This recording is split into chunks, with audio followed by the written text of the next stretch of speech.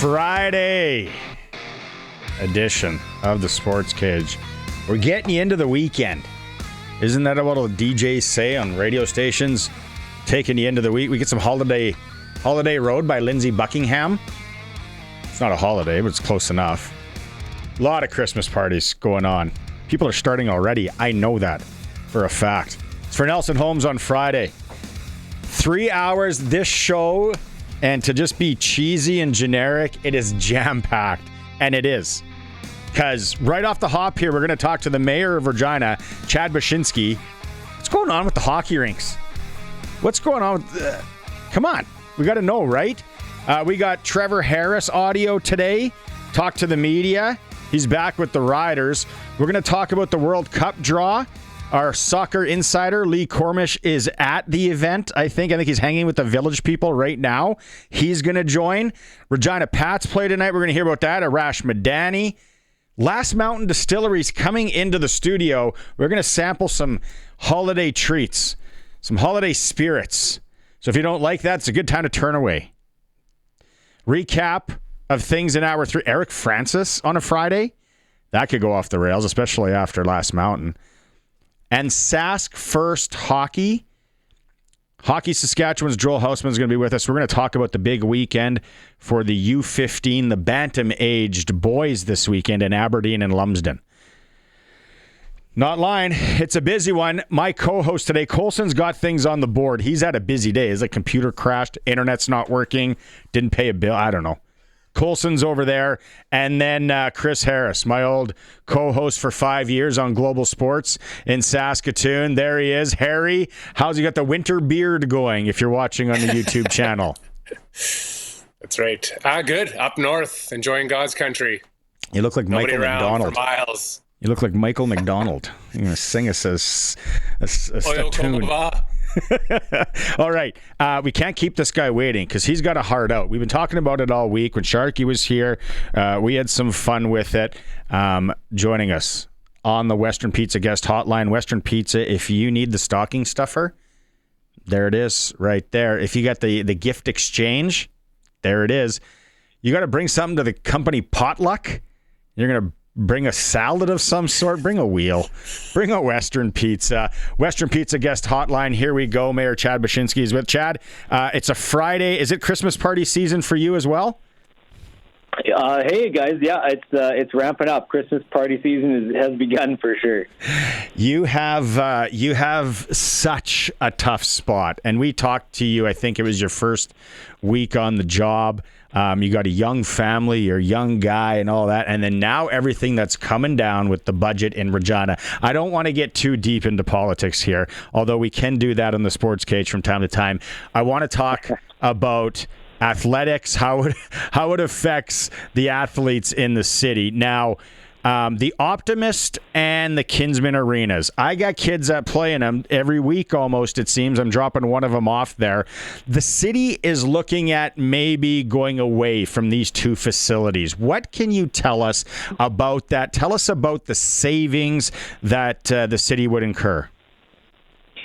Sure. I mean, really, the core of it is around the process. So what we've done is council has asked administration to take a different approach this year. And so why we're seeing things like the Optimist and Kinsman on this list, among other items, we've seen the Floral Conservatory and fire halls and that, is because of this process. So the original intent was to try and provide more transparency of what kind of items, when admin does a lot of work behind the scenes, what were some of those things that were above and below the line that would come forward to council. This year we've tried to put everything on the table to say these are all the things that are just discussed, and that we're putting it in front to show what is the cost of delivering those services to our residents. So now, one of the unintended consequences is when a referral motion that was made to say what would a minus 5% look like.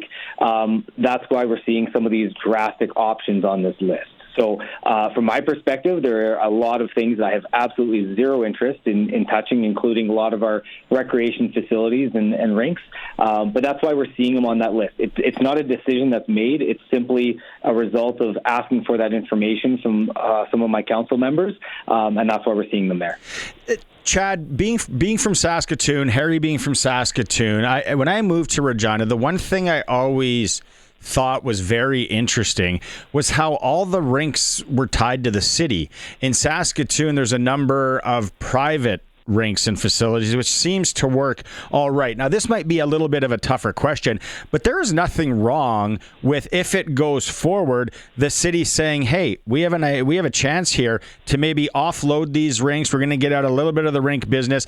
If a private, company, private investors wanted to come forth and run these rinks. Absolutely. No, I totally hear you and totally agree. I think the biggest thing is just making sure that we don't arbitrarily take something away before we have something in place. So I think what I would be more comfortable with and absolutely in favor of is if we, put something out to say, is anybody interested in taking that on, to make sure that we don't reduce or lose rink capacity in our city. Mm-hmm. So you're absolutely right. That is definitely a viable model. It's been proven. I just want to make sure that we're not taking away before we make sure we have that rink capacity in place, knowing how utilized those rinks are in our community. This might be a tougher one to answer, and I know you got to kind of go at things cautiously here, but let's look at those two facilities, and we're familiar with them. Harry, you're up in Saskatoon, to be a lot like the Lions Arena in Saskatoon. There is a ton of room. I'm no architect.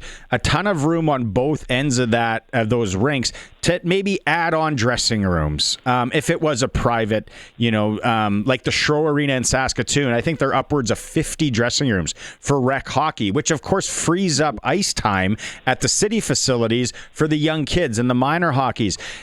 Like, Chad, would it be that laborish and to kind of go through a number of different hoops to have a private company maybe expand these rinks and be able to build on some rooms?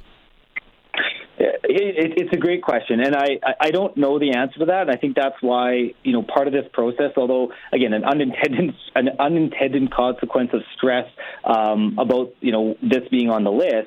I think the good news is I would say after this budget process, I would be interested in exploring what that could look like. Like you said, if that was to go to a private entity, what could that look like, and what kind of expansion or additional capacity could that lend itself to? So I don't know. I don't have that answer as to what land use and all those types of things. But I think you're on point in asking of what could we see there, and this at least opens up that dialogue and that conversation. And I would be interested in exploring that after we get through this budget process. Okay. The one number when Sharky was on here the other day, and I think we read it up and all that, was about $130,000 in operating costs, maybe saving it for each rink. Is it something around there?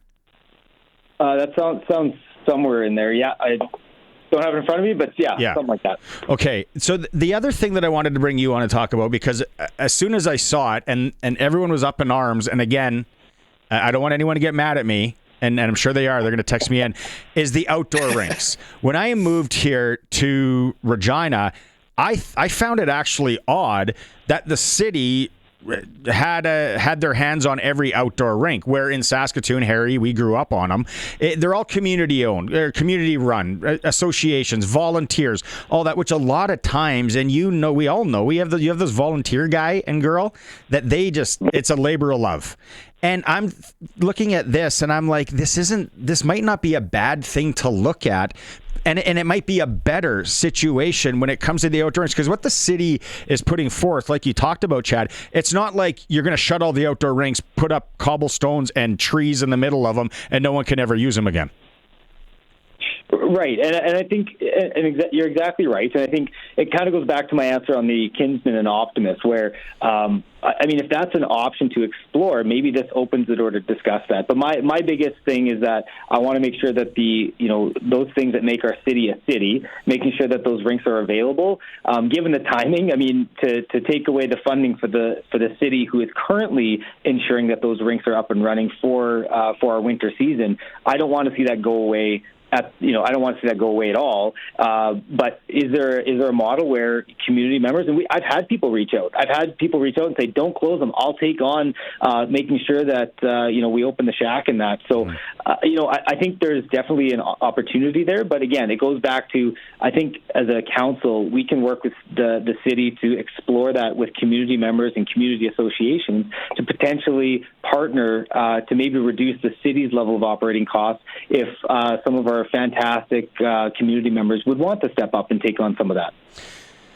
Chad, I know you got a heart out here, and I know these are some hard questions to ask because you're just one guy. It's got a lot of processes to go to. You are the mayor, but it's not, you just make arbitrary decisions. If you did, I'd love to buy the rink. I know a couple other guys that are in, but no, I appreciate you taking some time. I'm sure we'll chat with you again as this process goes on, and I'm not blind or deaf to the fact that you guys are in a tough position with the city of Regina, so I appreciate you coming on here and taking some time.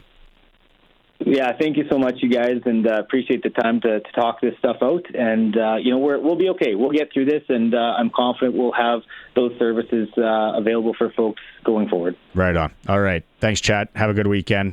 There is our mayor, Regina Chad Bachinski, joining us here on the Sports Cage and the Western Pizza guest hotline. Harry, you and I have a lot to unpack there. We're already getting some text messages in. People are sending us text messages, as I thought, that are just very matter of fact. It's like, yeah, we kind of get that. Let's take a break here. It's the Sports Cage. We are streaming through our YouTube channel. If you want to watch along, it's sportscage.com. Always on, the home of local sports in Saskatchewan, 620 CKRM. Okay, if you want to participate and engage in the show, Prairie Land Rentals text line, 600 Albert Street, Prairie Land Rentals, anything you need rental, and then the Husqvarna dealer of choice, 600 Albert Street, 936-6262 is that number. We're going to get to soccer and all that in a bit. We're going to get to Trevor Harris audio right away here. But Harry, as a guy that doesn't live in Saskatoon, I think I like this.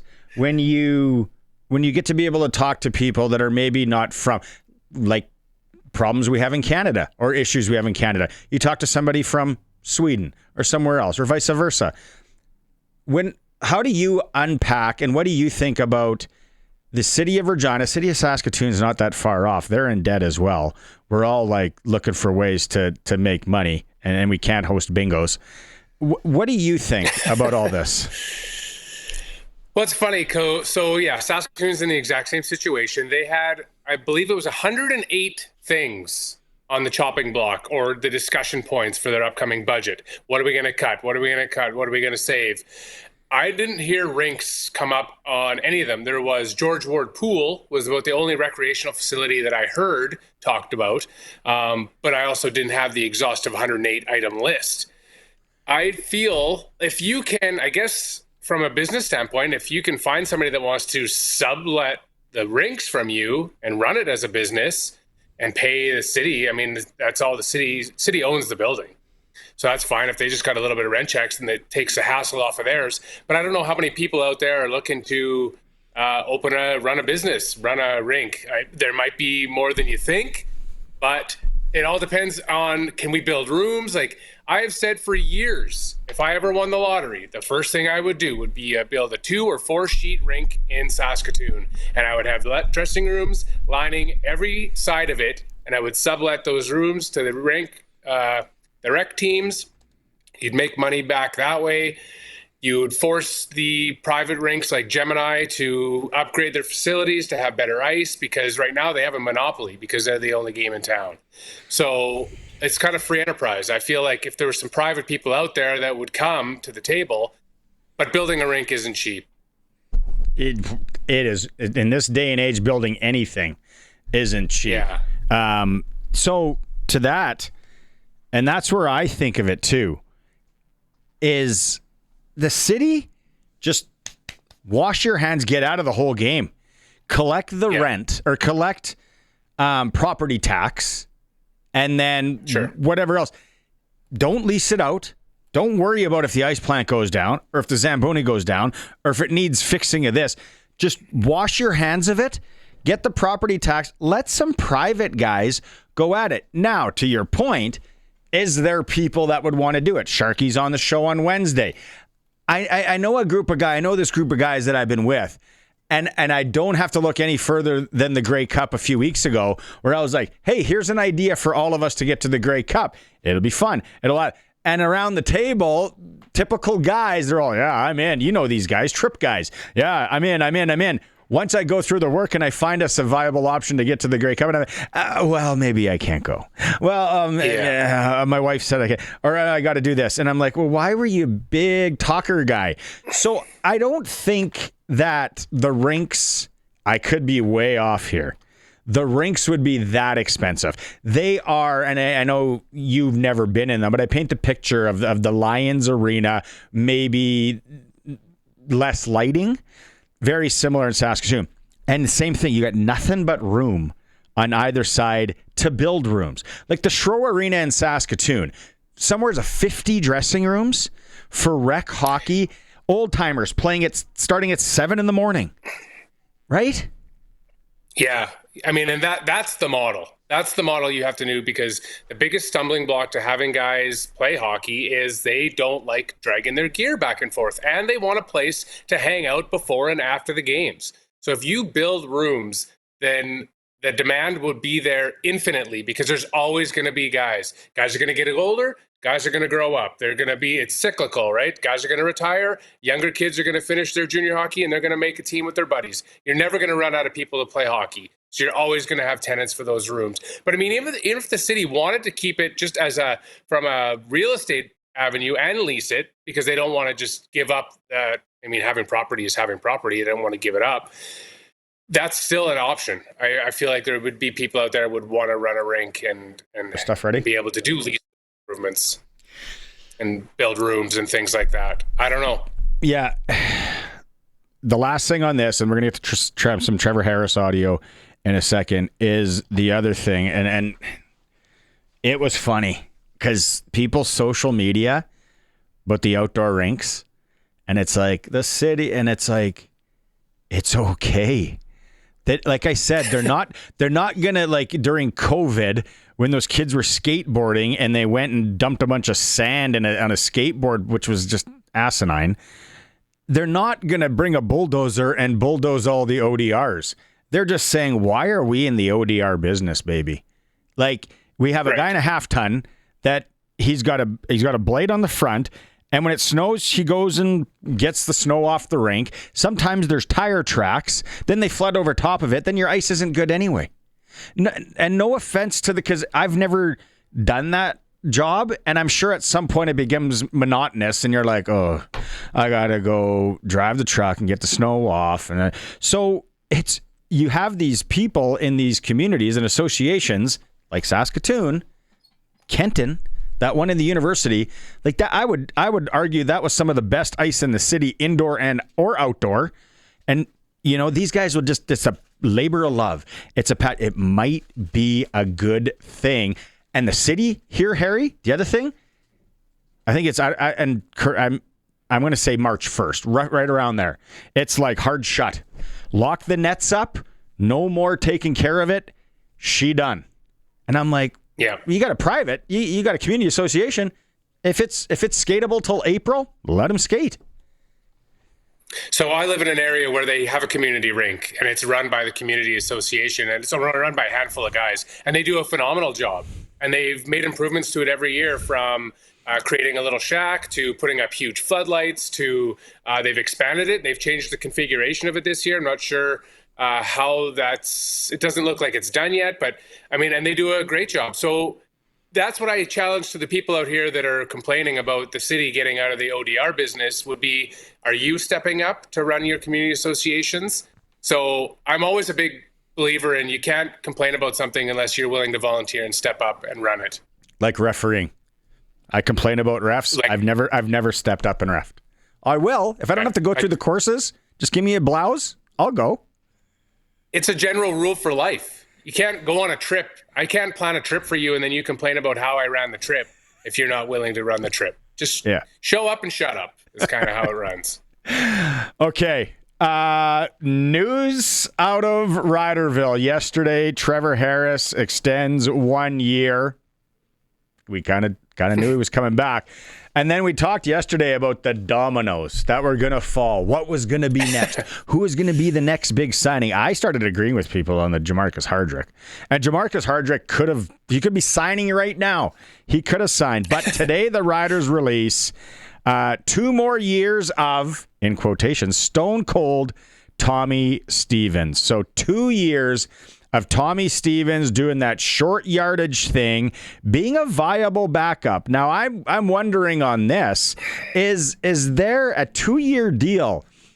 Is there a play here that they want to see if Tommy Stevens can get behind there and sling the ball maybe a little bit too? That's a big mantle to have a 1-year audition and then turn the reins over to him. You got to figure they got to bring somebody else to challenge him for that 1 year as well. I'm not going as far as turn the reins over, but I'm thinking maybe we dabble here a bit. Maybe we see if Tom, because he played at a big school. Like, he didn't play at some joke Div 3 or JUCO in the States. He played at an SEC, I think it's an SEC school, Colson, where he played. And, you know, when we had him on the show, Mississippi State, he said, I can throw the ball. But does Harris want to come back for 1 year where he's now having a guy dabble? What does dabble mean? And I know Trevor Harris is a salt of the earth guy and would never probably say anything to complain about it, but I'm sure he doesn't in his heart of hearts want to play 30% less because they're auditioning Tommy Stevens. He's not an internship. Yeah, no, but I'm wondering if maybe he's the number 2 guy. Like, yesterday I was like, I think Jack Cohn is in the mixer for sure. Free agent. Jake Mayer, he could still come back. This, as of next week this time, it could all make sense. And yeah. Tommy is unreal at short yardage. I would go a little bit egg on my face when they first signed him, and I was like, is it that big of a deal? Like, we're trying to get a yard. Like, do you need a specific tool for that? Yeah. And I know what Chris Trevler did, but then I actually met him and saw how big he was, and then I saw what he did, and I'm like, this is why I am not a general manager of a football team. Well, what was the stat today that on the release that he made 108 more yards than he needed on his carries? Something crazy like that. Needing a total of 41 yards on his 36 plays, he gained 107 yards, more than 2.5 times the distance required to move the chains. Yeah. That's pretty good. That's pretty much all you need. That, and I guess to play devil's advocate and limit his workload, can't he just be the short down guy? Why does he have to? I'm sure he probably wouldn't mind the chance to play a bit more, but maybe that's just his job. That's his future. That's his lot in life. He's the short down guy.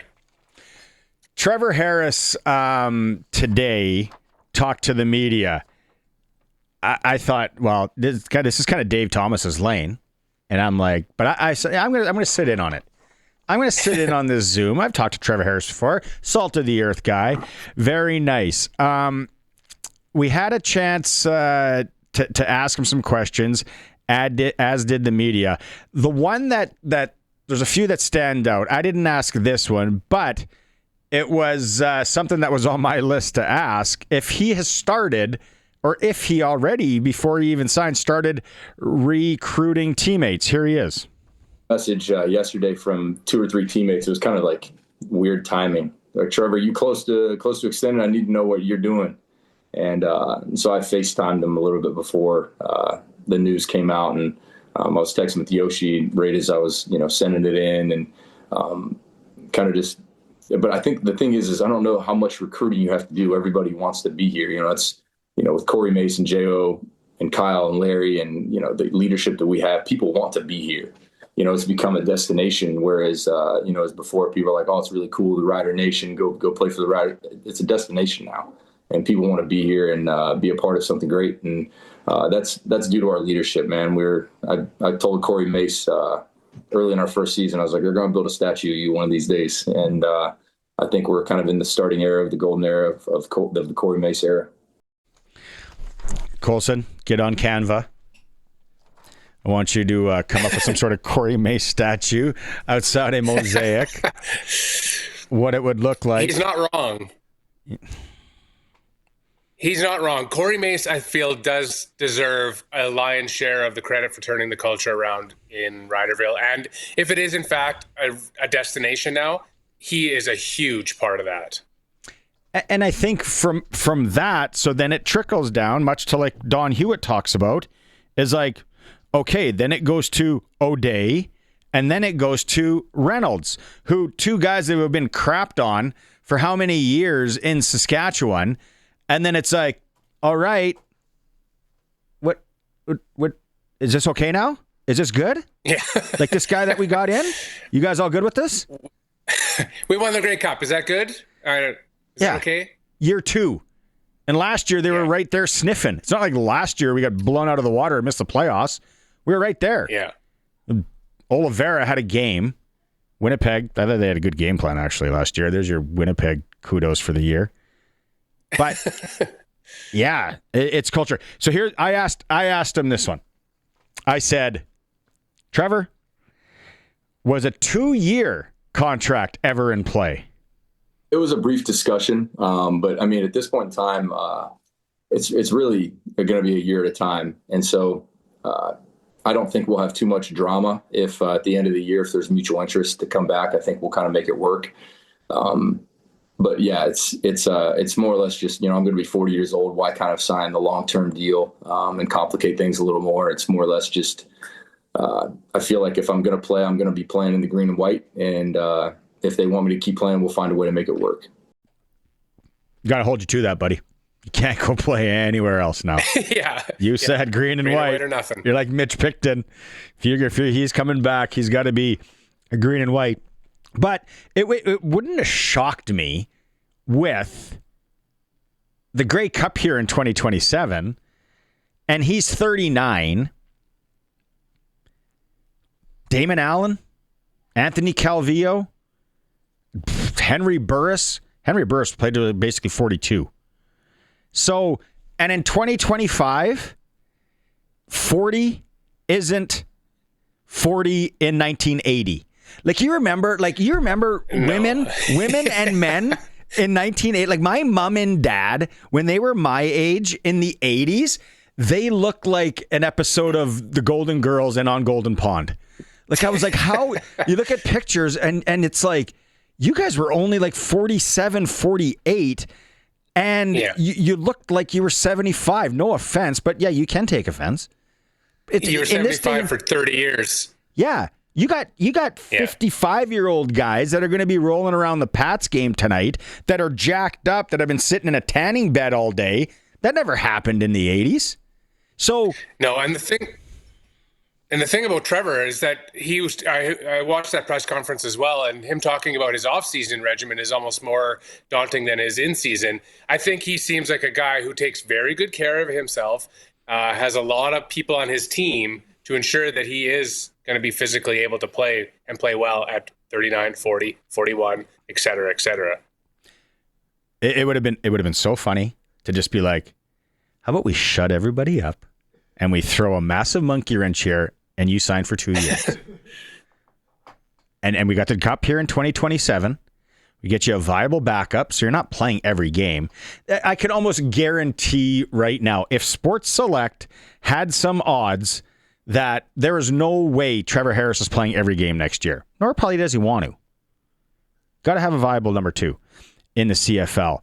But 40, it's not our mom and dad's 40.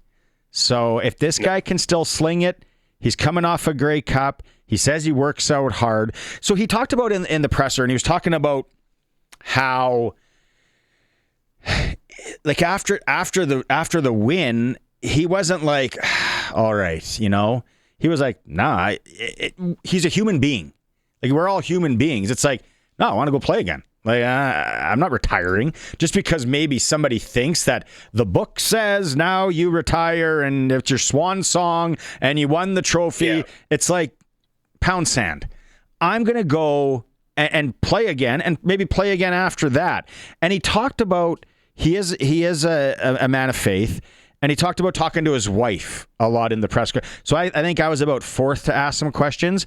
And then I thought, just because I have kids, and I was like, okay, the wife thing, but what about your kids? And the two that kind of get it, I think 5 and 7-year-old, it's like, I bet you they love that dad's a professional football player, that they get to go to this full stadium or semi-full and watch dad play football. And then this year he won a Grey Cup. So I said, what's it about? You give us the skinny on what your kids thought about it. My 8 and 5-year-old, I told them, and my oldest, he has some friends in Regina, and he was like, yeah, let's go. And he knows how it works. We're here for 6 months. And my 5-year-old was like, no, let's not go back, Dad. I like this house right now. And I was like, oh, no. We still got like 5 months. We'll be here 5 or 6 months. We're going, oh, okay. Then, yeah, I can't wait to go back to Canada. So they're excited because they love being around the guys, and Shafe and Sam, and they all kind of play with them in there, and they get to go in the facility because Jo and Mace and Mueller and Kyle, they're always so kind about letting the kids come in and be there with you on off days that you get to just go in there and kind of enjoy themselves and be around the facility. It makes sense.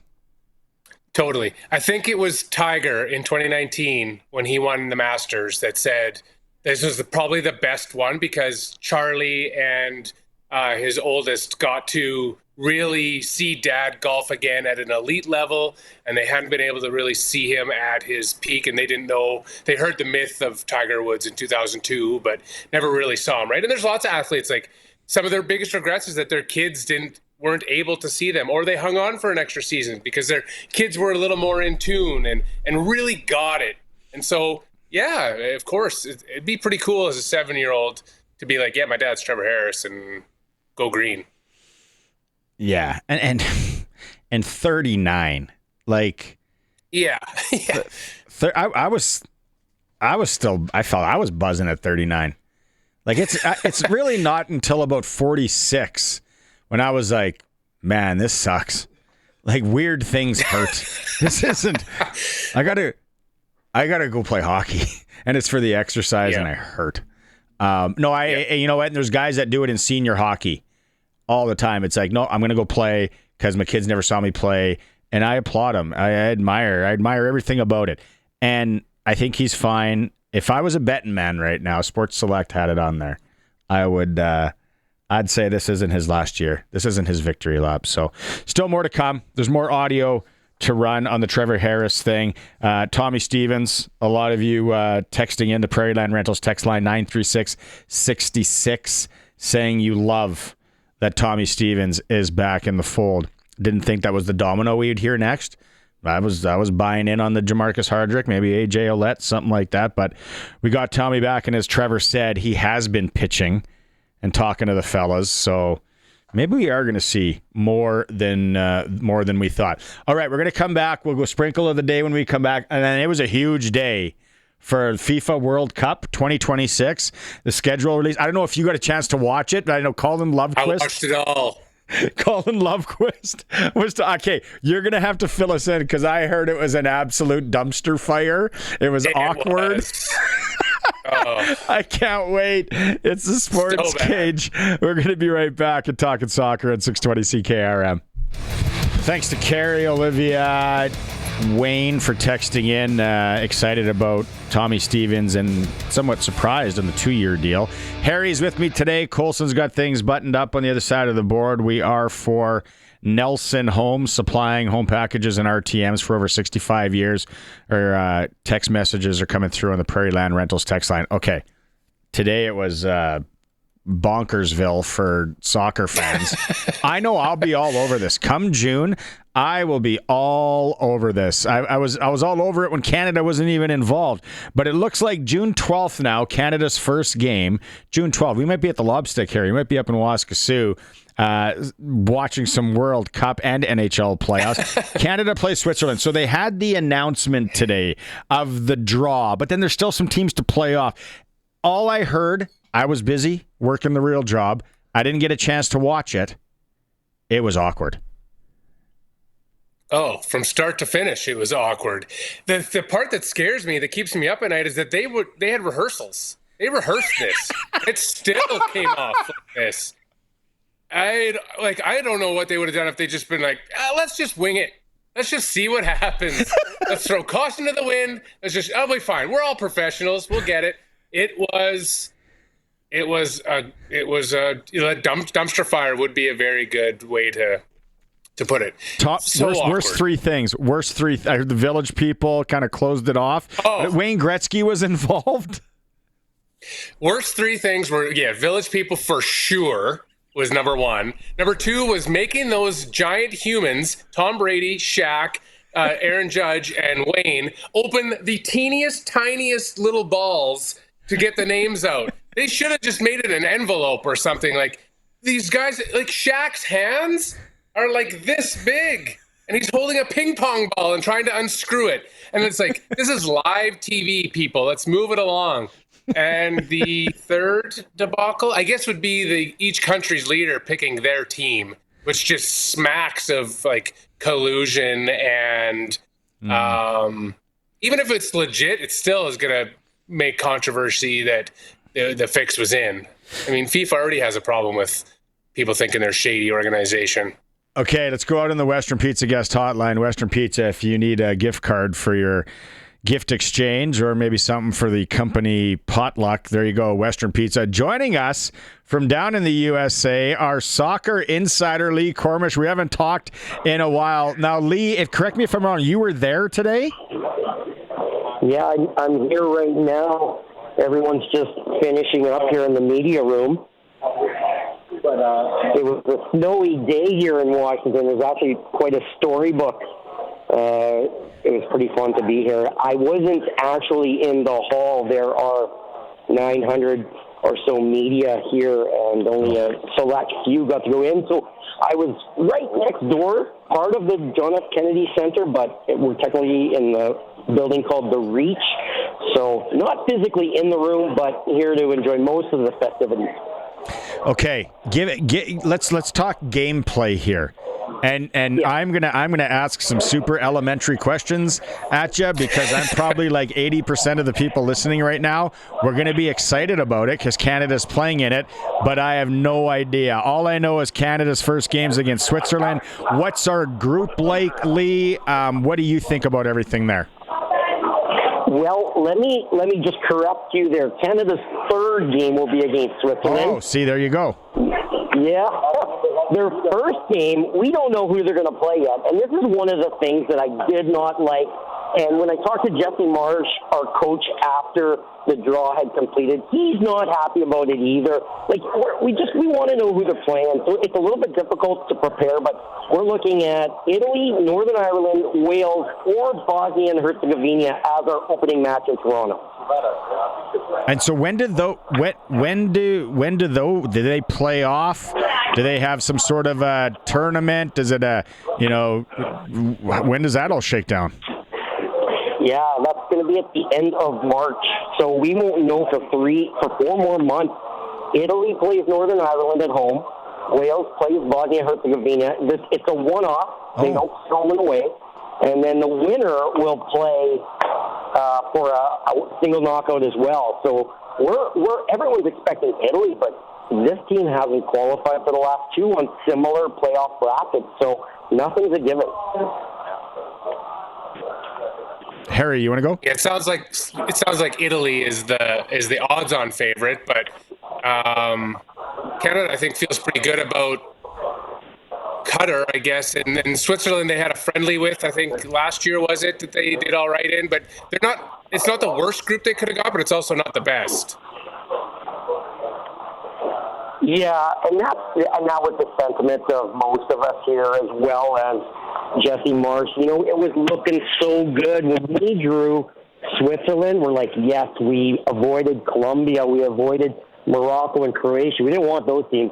And then when we got Qatar, we're like, wow, this is going to be the easiest group in the World Cup. And then Wayne Gretzky, icon hockey player, has to go and grab a 1 out of 11 chance. Any ball but that one. And we're sitting real pretty. But he has to grab the one ball where we potentially face Italy. I'm dumbfounded here that if Italy is such a wagon, I don't get why they're just not in. Well, that's the thing is it was actually Norway that beat Italy in the playoff round, in the group qualifiers. I don't like the European qualifiers because only one team gets through each group. So if you draw a difficult team in the qualifiers, you're up against it. And unfortunately for Italy, they just ran into a very hot Erling Haaland Norwegian team that's hitting one of their peaks. They're in a bit of a golden generation here with Haaland. So it was unlucky, but also Italy's just not that good right now. What about the Swiss? And I still know it as Qatar, but some people call it Qatar. What about those two teams? You know what? Before I went to Qatar back in 2022, I Googled how to pronounce Qatar because I heard these people saying Qatar, and I'm like, what is the real pronunciation? So if you go to YouTube and you type in pronounce Qatar, it'll say Qatar. But yeah, Switzerland, geez, man, that's our third game. So I don't know. Switzerland played tight defense. They've also been a formidable opponent and knocked out big teams in European competition. I don't know. I'm feeling like a 0-0 vibe on that game. That'll be in Vancouver. Qatar, guys, if we don't beat Qatar, then we're not going through, and we don't deserve it. So we got to win that game like 3-0 is what I'm thinking. Wow. All right. Harry, one more quick one. Was there a consensus group of death amongst the draw? That's a good question, and you know what? I've looked at it over and over again. I don't think you can label any one of these a group of death. It's actually fairly well balanced given 48 teams. Yeah, there's my limited soccer knowledge. There's nobody that jumped out as that's the worst group either. So. Okay, Lee, really appreciate you jumping on here and taking some time. I'm sure we'll chat along as things lead up to it. This has been great insight, and then we'll see how it goes. Travel safe back. Absolutely appreciate having me on, guys. There he is, our soccer insider Lee Kormish down in Washington D.C. Qatar. It's like Kiev. It's Kiev. I grew up my whole life as Kiev. You got a sprinkle of the day, or we got a break? We're gonna break. Okay, we got to do sprinkle of the day later. We're gonna look at futures, World Cup futures. They have it on Sports Select. We'll go to break here. It's the Sports Cage on 620 CKRM. Trevor Harris yesterday, Tommy Stevens today. Tommy has signed a 2-year contract extension with the Saskatchewan Roughriders. World Cup. They did a weird, awkward day in draws. Canada, we know they're going to play Switzerland and Qatar, and then they're going to play probably Italy in their pool. Western Hockey League tonight. Regina Pats at home to the Brandon Wheat Kings. Pre-game show starts right here on 620 CKRM at 6:30. Moose Jaw Warriors are home to Medicine Hat. Prince Albert's in Calgary. Swift Current continues their U.S. trip in Spokane. Prairie Junior Hockey League. Regina Silver Foxes in Moosomin, 8 p.m. to take on the Steelhawks. And Amber Holland is on the ice right now against Nova Scotia at the Senior Canadian Championships. Bruce Cordy, 6-3 over Quebec and Robert Desjardins earlier today. Sports Ticker is 4. Bundle and save with Reliance Heath. Rent a new water heater and softener together. Get $400 in cash back. Call on Reliance. Hour 2's coming up. We're going to talk. What's that? Oh, yeah. Good call. Let's talk to Dante. The Regina Pats in action tonight under the orange top. Here's Dante DeCaria. Regina Pats are back in action at home tonight, 7 p.m. against Chase Serkan and the Brandon Wheat Kings. I mentioned him because we had him on the show this week. Dante DeCaria is joining us back in Regina. It's Deck the Rink night and Autograph Alley for anybody that wants to come out, Dante. That is right, Barney. Thanks so much for having me on. Yeah, it's kind of a Christmas-themed game.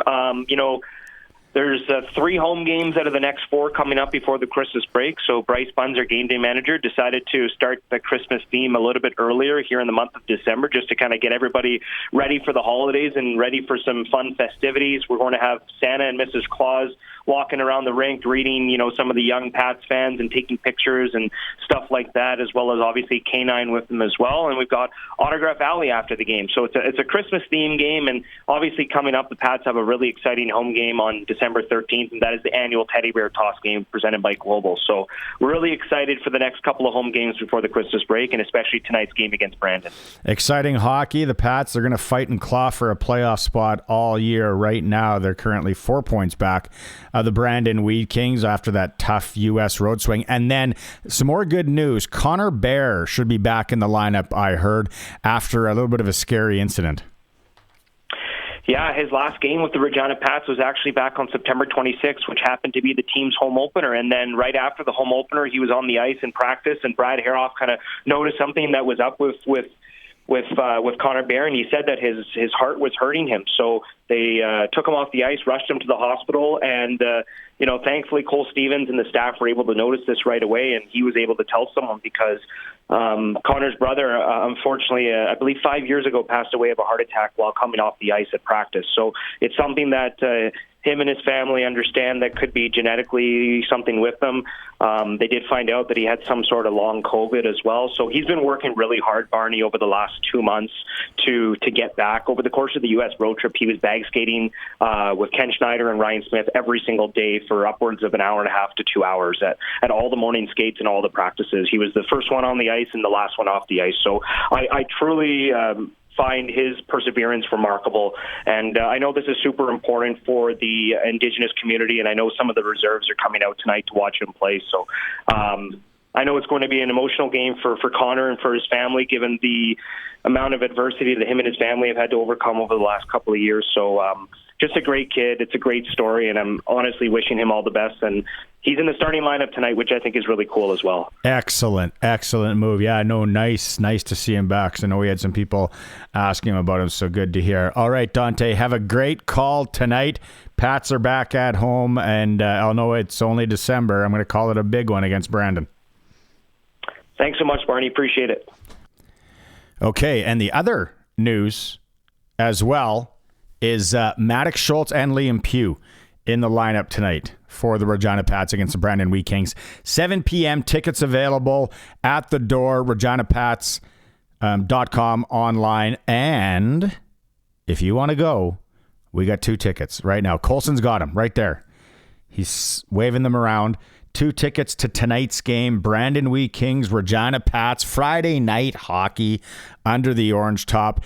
We are going to take caller number 17. How about that? Colson's waving me off. He says caller number 3. Caller number 3, 936-6262. You want to go watch the Pats and Brandon Wheat Kings tonight? There you go, 7 p.m. puck drop. We got more coming up. Arash Madani, Eric Francis, Hockey Saskatchewan. We're going to hear from the mayor again. More to come. The home of local sports, streaming through our YouTube channel at sportscage.com. And you know it's always on 620 CKRM. Hour 2 of the Sports Cage on this Friday. If you're traveling, maybe you got some weekend plans, stay safe out there. It is holiday party season. I know ours is tomorrow night. Tonight, the Regina Pats, Brandon Wheat Kings. I'm going to that, actually.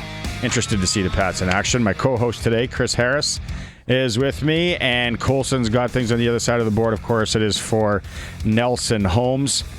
Thanks to everyone who's participating on the Prairie Land Rentals text line. We see your text. A lot of people are excited about Tommy Stevens being back in the fold with the Saskatchewan Roughriders. Matt, I did see your graph. Matt's a graph guy. He texted in a well-thought-out graph, so we'll have to get to that in a bit, too, and let people know. In this hour, Arash Madani standing by. We're going to have our clutch performer, hopefully sprinkle of the day. Last Mountain Distillery coming in for a little holiday sampler. I'm interested what they come up with. But, Harry, we talked about it earlier. Trevor Harris, slam dunk. We knew he was coming back. We heard the clip in hour 1. We maybe play it again. Can we maybe play it again, the 2-year deal? Colson, if you got that.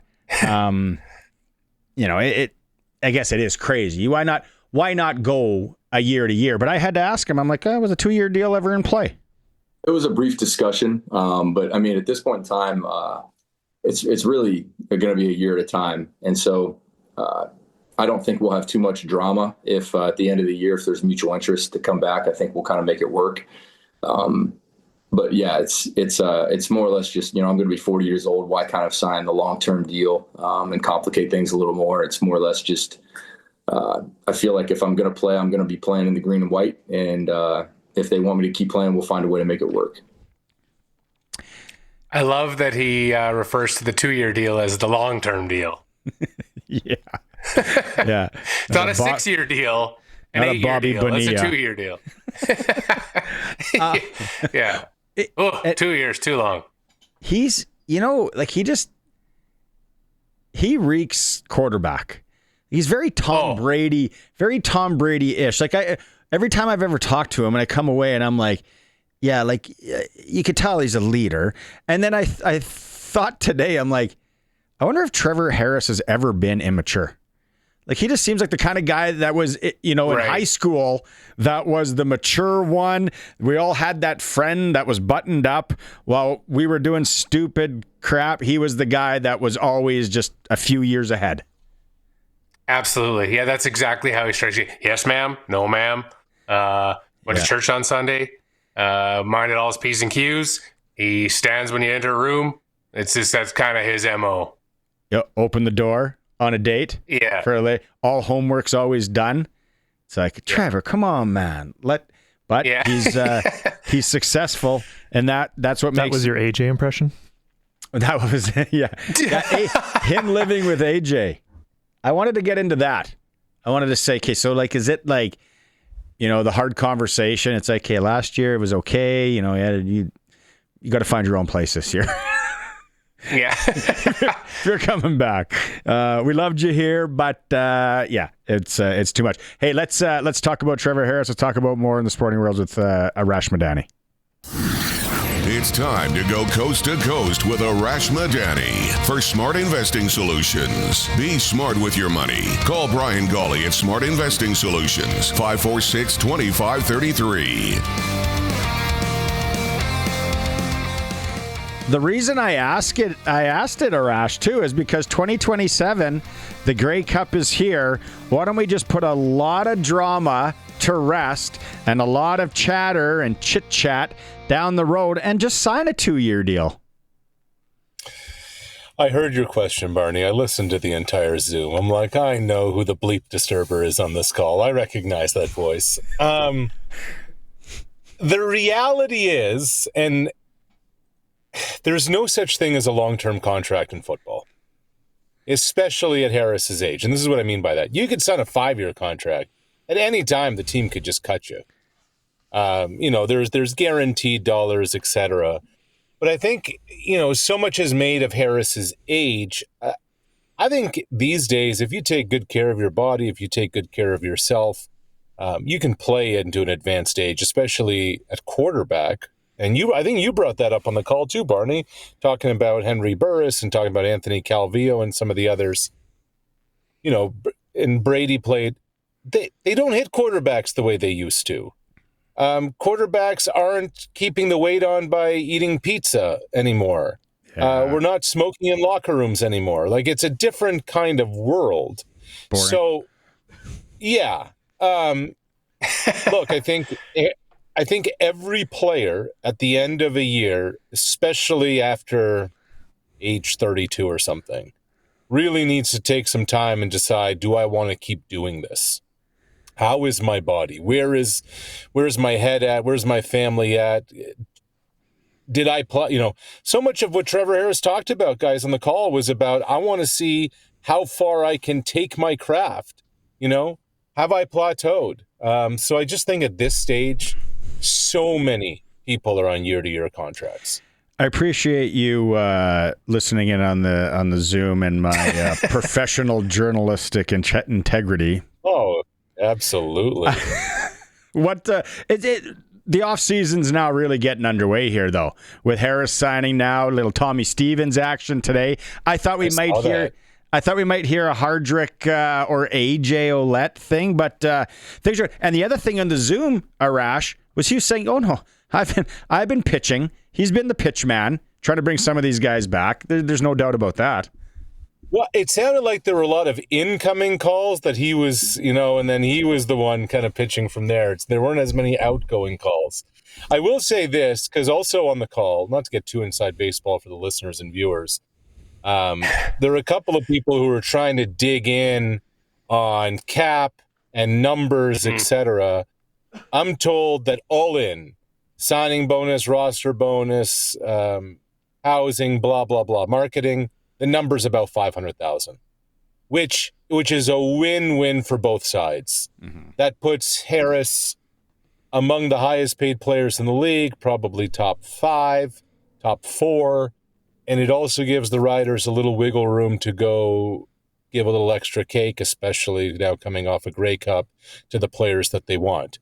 Hardrick would be one, Barney. I'm with you. That's definitely one. There's just not enough offensive linemen in the mix. But I think shouldn't even say I think, the resounding message from the Rider locker room is that many believe they can run this back. And look, it's December the 5th. Who knows where free agency takes you, etc. But as rosters are constructed now, there's only one threat in the West Division right now, and that's the BC Lions. Winnipeg's a shell of itself. Calgary's lost. Edmonton doesn't know what it's doing.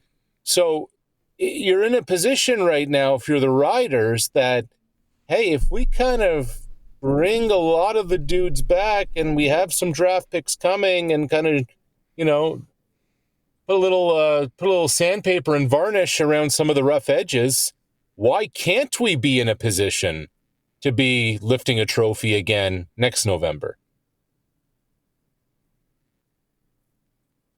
Does that increase the pressure? I mean, they touched on it in the press conference as well. And Trevor doesn't want to talk about it. He's not worried about winning again. But it's got to be, the mindset has to be Grey Cup or bust. And anything else is a failure, no? I mean, I don't know about failure. I think what it's done is it's set the bar, it set the expectation. It's one thing to say it, it's another thing to do it. Now that they've done it, here's the opportunity to do something that's never been done before in franchise history. Shoot, the last time the Riders even got back to a Grey Cup the year after winning it was like 1967 or something like that. A million years ago in the football calendar. So the fact that you have a chance to do something that really has never been done before, not since the Lancaster era, and then take that next step is significant. Now, here's the other thing.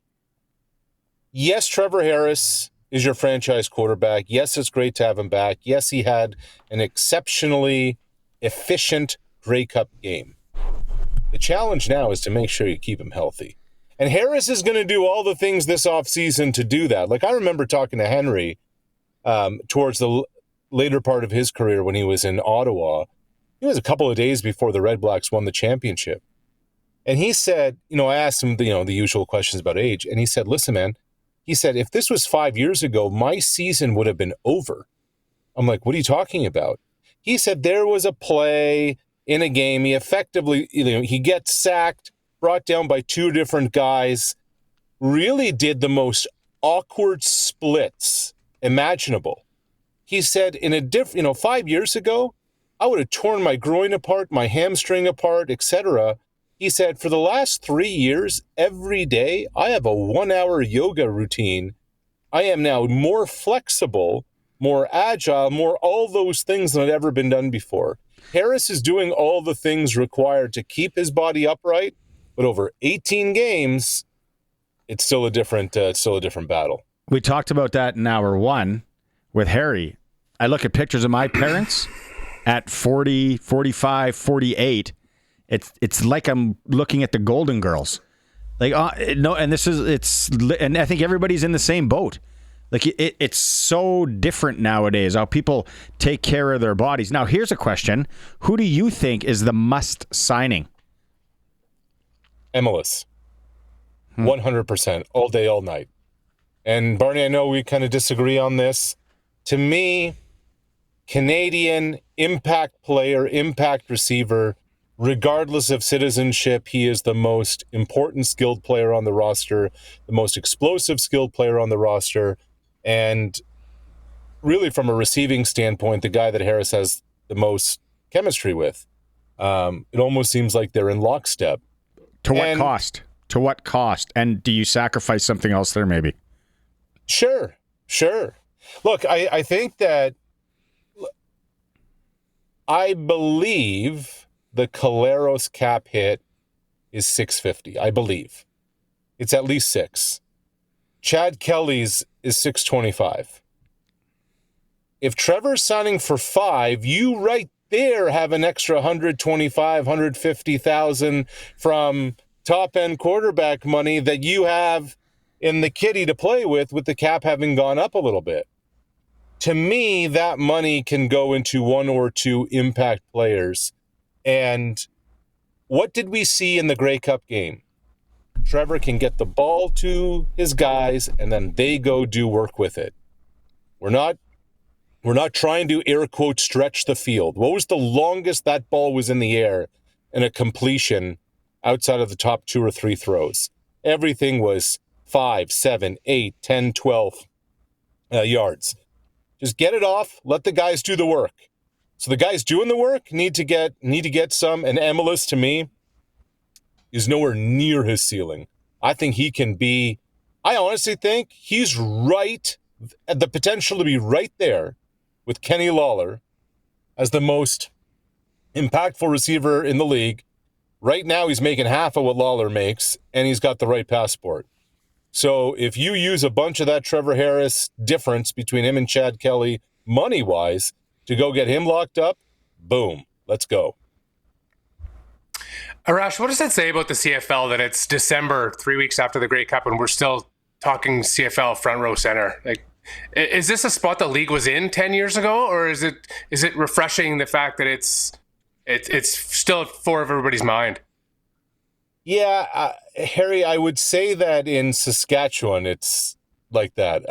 I don't think in Toronto, Vancouver, Calgary. I know, shocker.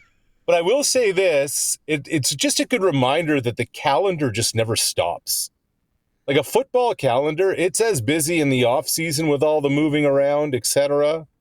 I just found out today, John Murphy's out in Toronto. You know, he was the assistant GM who was supposed to be there with Pinball Clemens. They were going to be kind of in lockstep.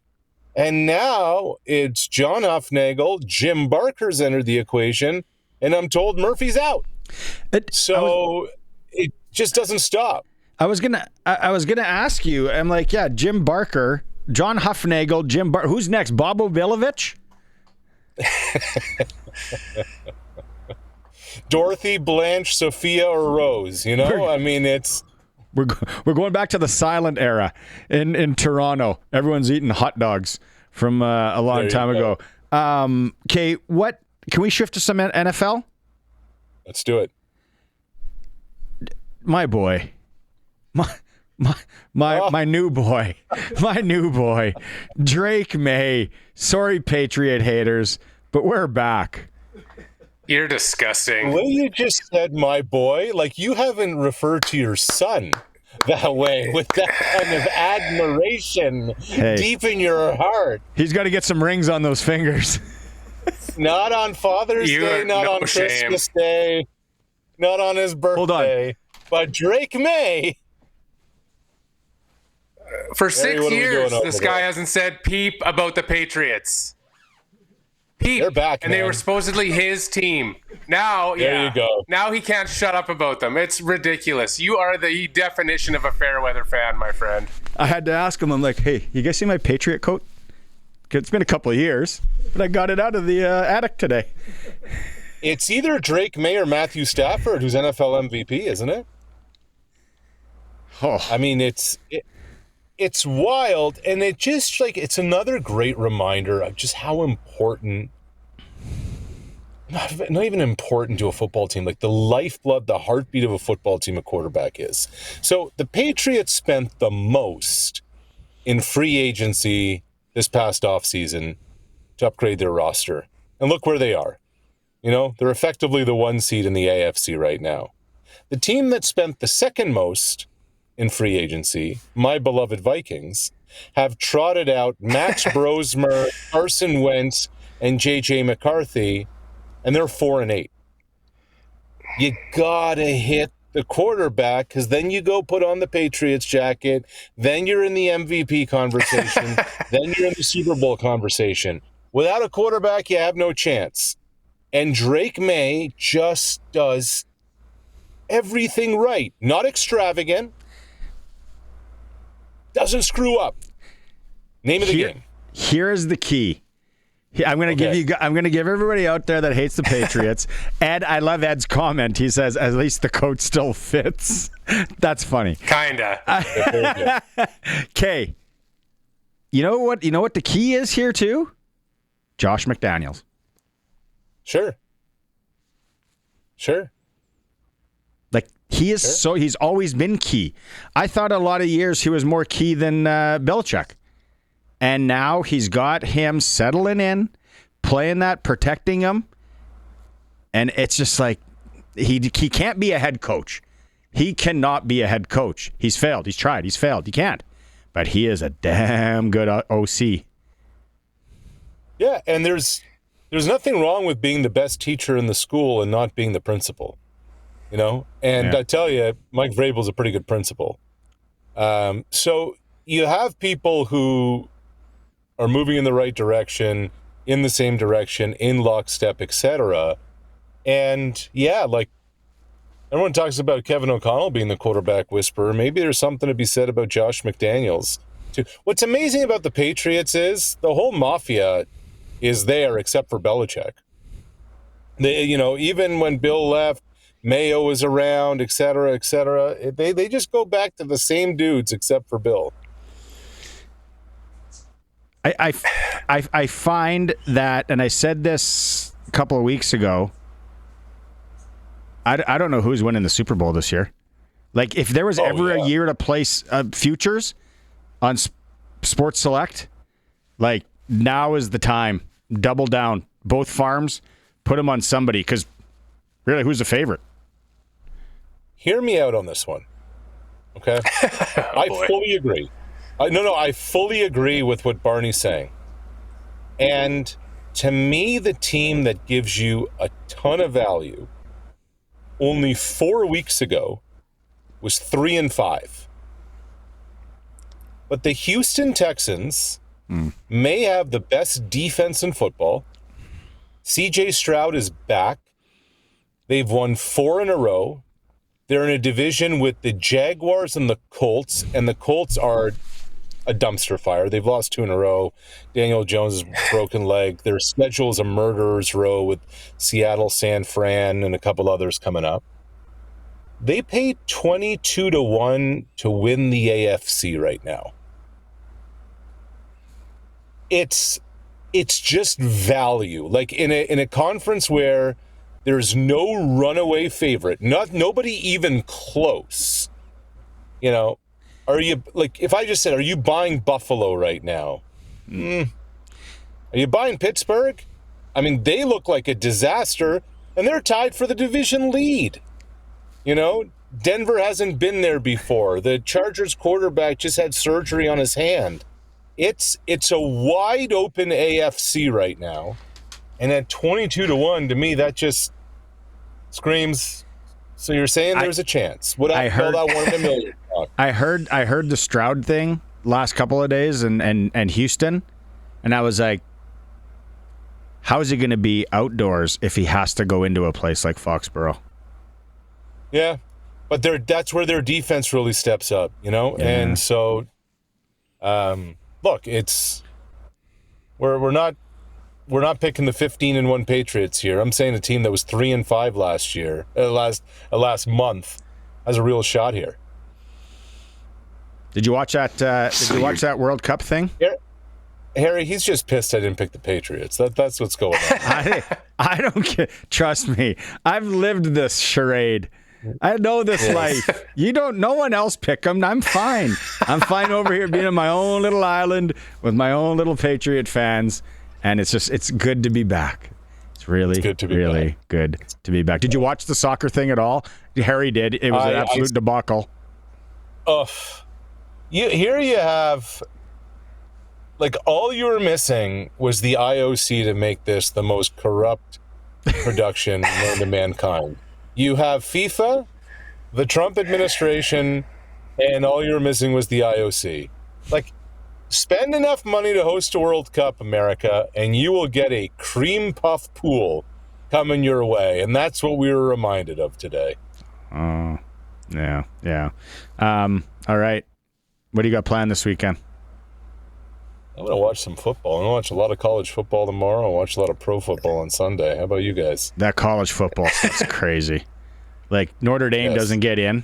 Like, I'm kind of passively following it, and I'm like, speaking of corrupt or politics or just bonkers. Yeah, I don't know. All right, man. Have a good weekend. Appreciate you. All right, boys. Always good. Yeah, go Pats. Nice job. Arash Madani, Coast to Coast, brought to you by Brian Golly, Smart Investing Solutions. Be smart with your money. Come on. You know I was kind of there. The Drew Bledsoe days. Yes,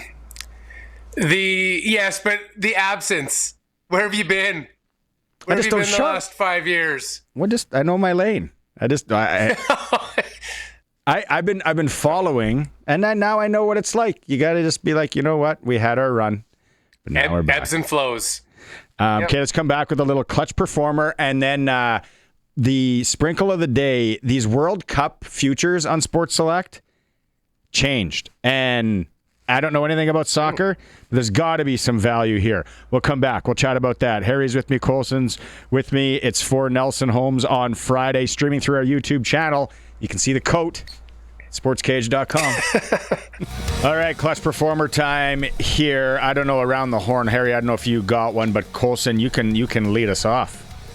Sure. Give me 1 second to pull it up again.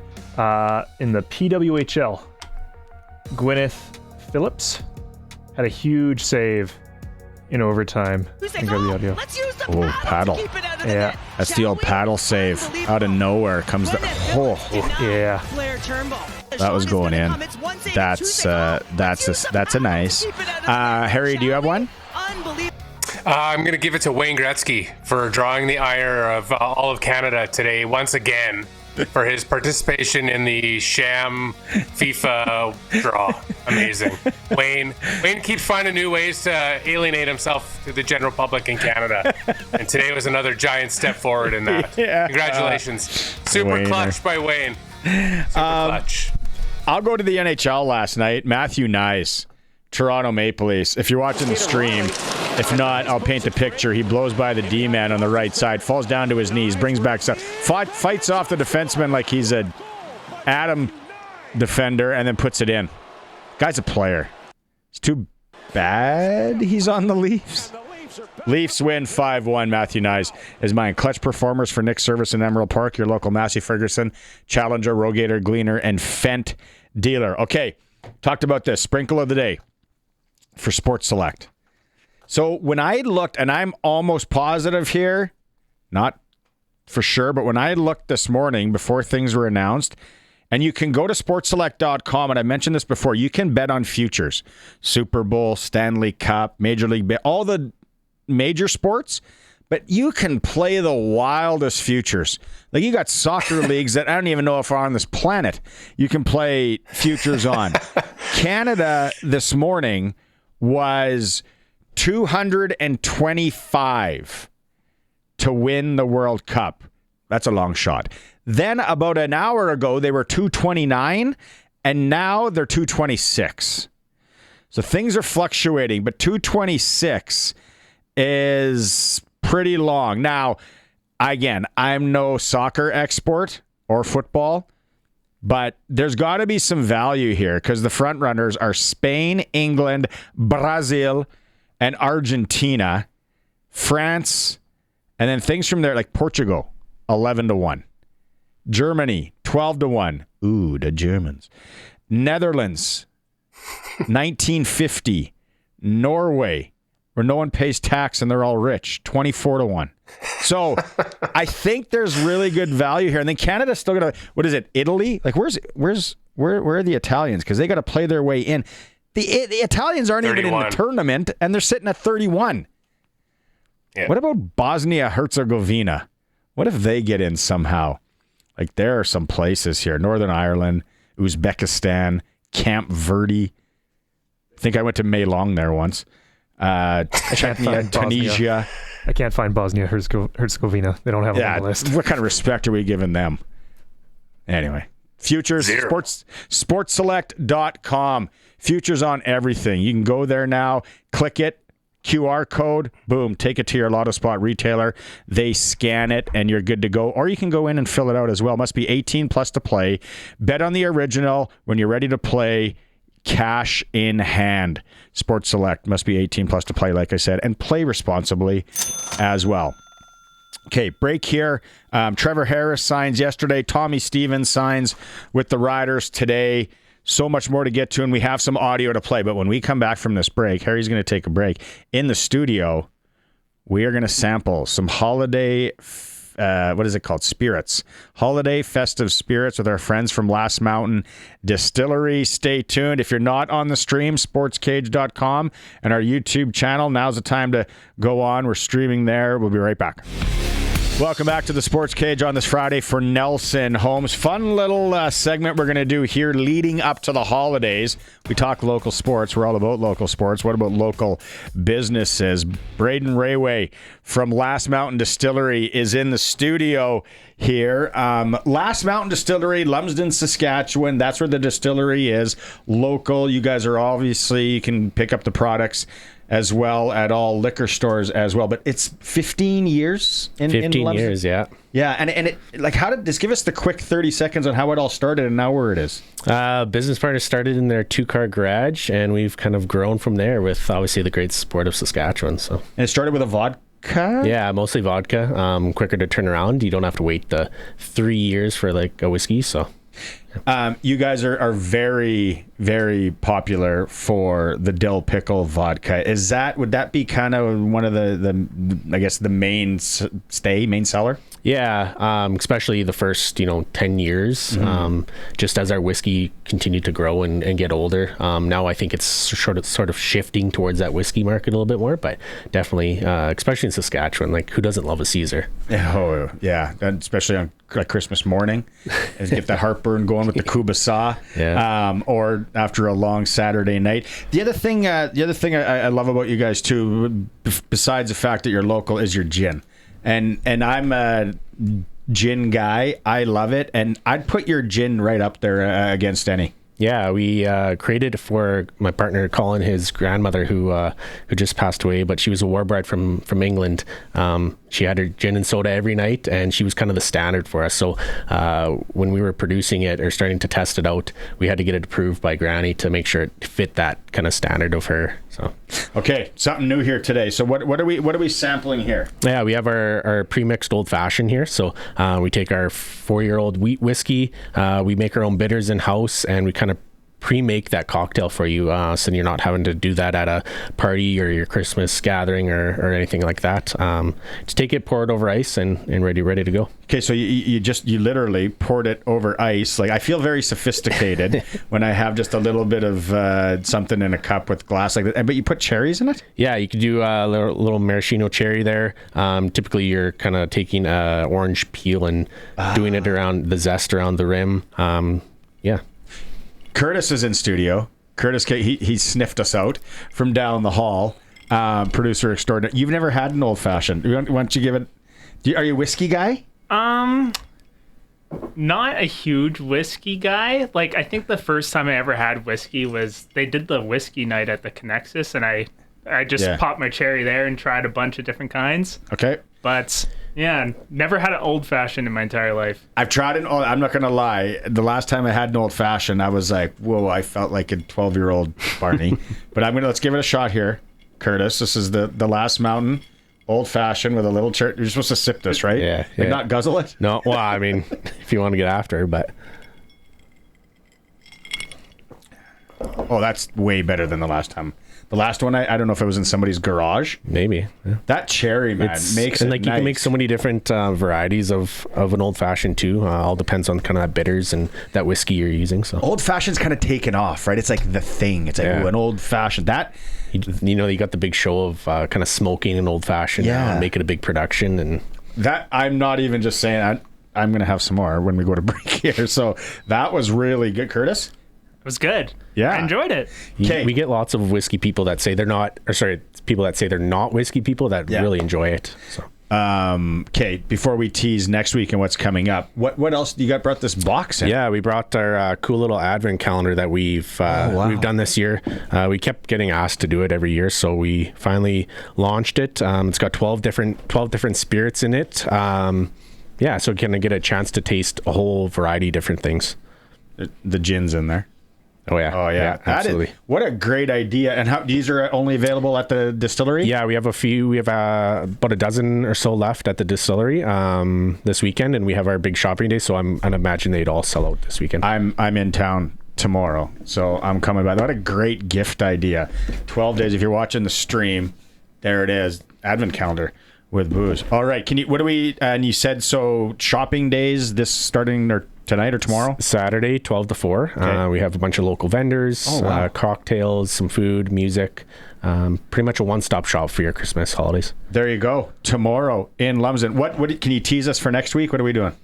I'm not sure what we're going to do next week. I know what we're doing in a couple weeks when I'm back, but next week it'll be a surprise, I guess. Braden Rayway from Last Mountain Distillery. Thanks for coming in. Yeah, thanks for having me. Old fashioned available at the distillery and pretty much every retailer around the province too. There you go. Shopping local. Think about them. Perfect. Stocking stuffer, maybe gift exchange. Last Mountain Distillery. Quick break here. We'll come back. It is a Sports Cage on the home of local spirits. 620 CKRM. Trevor Harris signs yesterday. Tommy Stevens signs today with the Riders, but it's a 2-year deal. We got Stevens back in the fold. Western Hockey League tonight at the Brandt Center and here on 620 CKRM starting at 6:30, the pregame show. Brandon, they're in town to take on the Pats. Medicine Hat's in Moose Jaw. Prince Albert travels into Calgary, and Swift Current continues their long road trip in Spokane. SJHL tonight, Nipawin hosting Flin Flon. That Benny Walchuk said that's his game of the week right there. A little home-and-home action. LaRange is in Warman. Melfort welcomes the Moneymen from Melville. Yorkton's in Kindo. And Estevan takes on the Battlefords. Prairie Junior Hockey League, the Moosomin Steelhawks welcoming the Regina Silver Foxes. National Hockey League, Canadian teams. Winnipeg's home to the Buffalo Sabres, and Vancouver hosting the Utah Mammoth. At the Canadian Senior Curling Championships, it was Bruce Cordy 6-3 over Quebec earlier today. Amber Holland's on the ice right now against Nova Scotia. The Mystery Minis are in. 30% off Black Friday sales. Sticks. So many deals at Extreme Hockey right now. They're local, they support local, and they're home of the price match guarantee. Extreme Hockey and Sport, an umbrella marketing sponsor of the ticker. All right, back, Harry, to you. We were talking about Trevor Harris earlier, and he had his press conference today. People are just tuning in. We kind of said, I don't think Trevor Harris has ever been immature. He just seems like the mature guy in the room, on the trip, in the class, whatever. The one question he talked about today, and I thought is interesting that he talked about the off season being hard.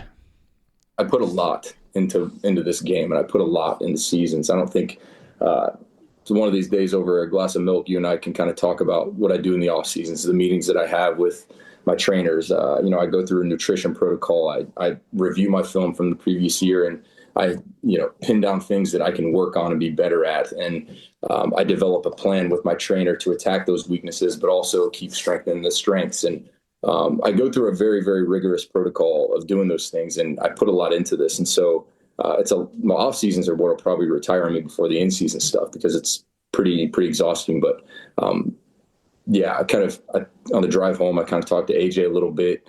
My wife had sent me a really long text message about how happy she is in Regina and how much she loves being there, and how happy it makes her to see me happy at my work. And So I just kind of feel like it's one of those things where like this is kind of a no-brainer, but let's just make sure the motivation's there and the drive is there, and it is. So why not? Let's go. You're a huge workout guy, right? Yeah. Like when you hear that, it all makes sense? Definitely, 100%. I also, as a Rider fan, I would imagine they would get excited. The one clip that he said in there that wasn't in that clip, where he said he would be surprised if he wasn't better this year than he was last year, which is a very strong statement to make. And it also just shows you his dedication. And when he talks about that stuff, I believe him. Like, that's not a guy who's just like, I'm going back home, I work hard, I put in the work. I believe everything that guy does is with the intention to be better at the little things that he wasn't at, and he's looking to constantly improve. I buy it. I buy stock in what Trevor Harris is saying. So do I. That's what I'm saying. So back to that comment, he did talk a little bit more, and he said he'd be shocked if he wasn't a better player next season. I'm still curious what my ceiling is as a player. I can't assure you of very much in terms of next year, but the one thing I can assure you is I won't be outworked. I'd be shocked if I'm not a better player next year than I am this year. And I know a lot of people kind of roll their eyes at that or kind of doubt, when I say these things. But I remember saying this stuff to you guys last year, and like, oh, he's going to be 39. I can promise you that I will be a better football player next year. I wouldn't come back if I thought I was going to plateau or I'd hit my ceiling. And so I'm still kind of curious of how high of a level I can play at. And I'm still curious of how high a level we can take this in Regina. And, I think when you have kind of, the right cards in your hand, for you to just play one and be able to possibly have the same cards in your hands and go play it again, why wouldn't you? And why wouldn't you be able to play them better if you have more experience and you've got guys together? And so, yeah, I'm just kind of curious as to what our ceiling is in Saskatchewan and why not. The thing about that, so both those two clips together, you put those together, and the type of guy that has to play with Trevor Harris has to buy that mentality. He is not going to suffer prima donnas. If you aren't putting in the work, he's going to ask you, why aren't you working as hard as I am? And so guys who have pride will say to themselves, geez, that's how hard he's working. I have to work that hard as well, or harder, because he is not going to tolerate guys that are going to come in and just half-ass it. That's why AJ Ouellette works well there, because he's in the same mindset, I think.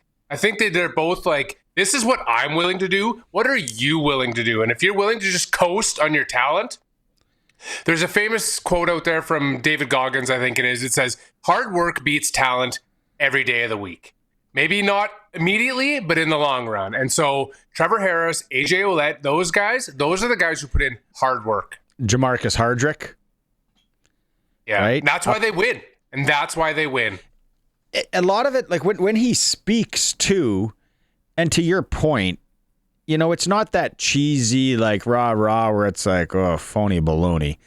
It's all, and I get some teacher, like educator in him when he speaks. Obviously, living with one for 20 years, I get that, right? And it's like, okay, what, you're not doing this.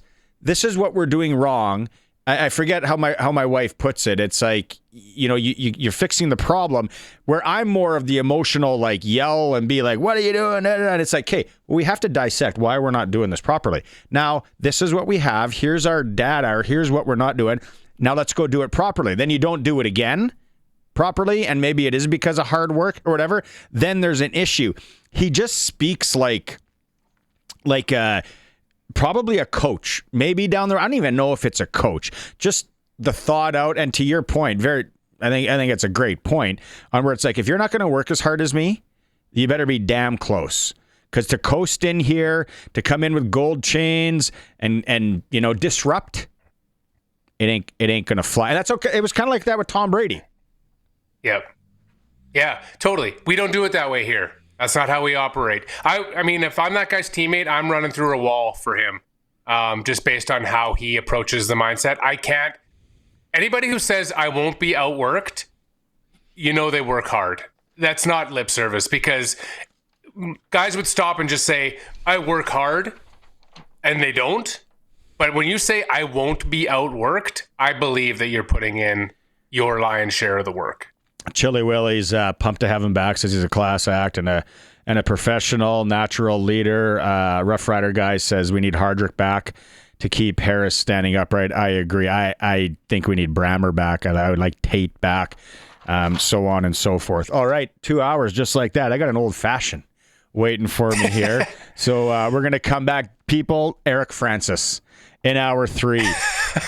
2 old fashions. Speaking of somebody who's had an old fashioned, I'm going to save some when Eric's on. He'll love it. And then we're going to talk to Joel Houseman from Hockey Sask on a big weekend for the bantam-aged boys in our province. And then if you missed the interview with Mayor Chad Bachinski in Regina, we're going to have that again. Full 3 hours coming back at you. We'll be back in a moment.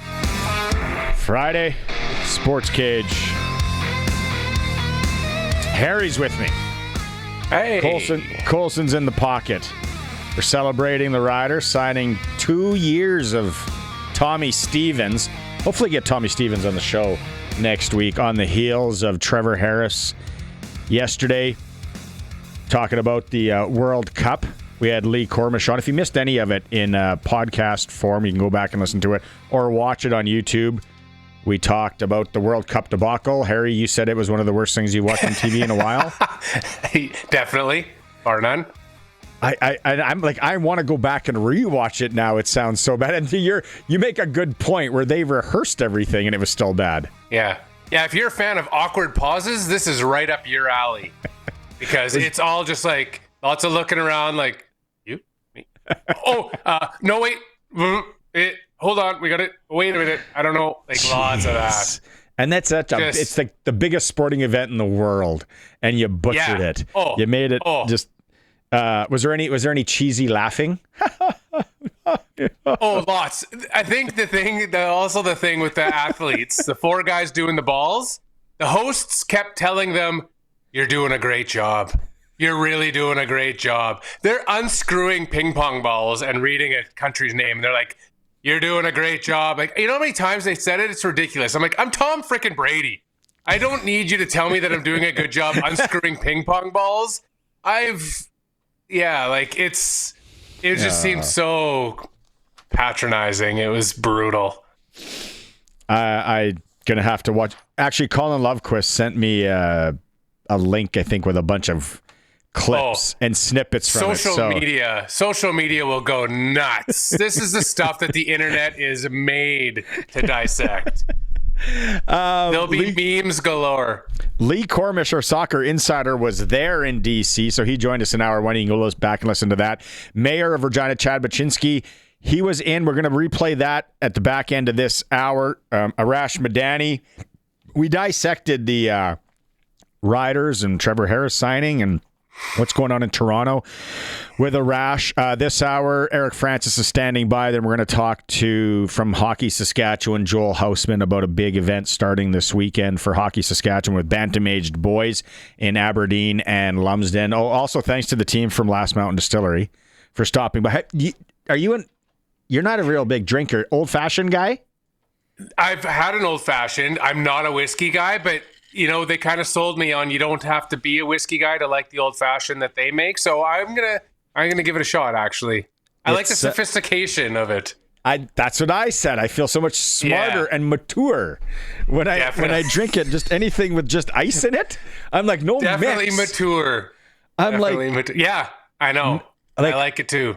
Those are the guys my dad hung out with. The guys that would drink with no mix. I'm like, those I like are it men. Till I have to taste it. And then it's like, I'll pass. I'm good. I'll just hold it. You go back and listen to any of this tomfoolery in podcast form. We still got an hour for you. Last Mountain Distillery, they said they got 10 of those advent calendars with little booze bottles in them. I'm going there tomorrow into the valley. I'm picking. What a great Christmas gift. Boom. For sure. All right. He's with us. Oh, this could be wild. Let's talk to Eric Francis. Now for Inside the NHL with Eric Francis on the Sports Cage. Inside the NHL is brought to you by Sports Select. Getting in on more of the sports action you want is as easy as playing at sportsselect.com. Simply make your picks online, generate your QR code, and lock in your bet at your local Lotto Spot retailer.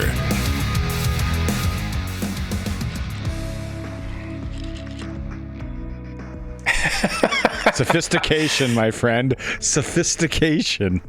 Congratulations for joining the adults with ice in your drink. That's amazing. Wow. Never saw that coming. You sent me a video from Nashville last week, and we're just full of beer bottles. They're not making beer in bottles anymore in Canada. They're trying to go away from that. What the hell are they serving? It just draft? They just want draft everywhere? Cans. Aluminum. Cans, Eric.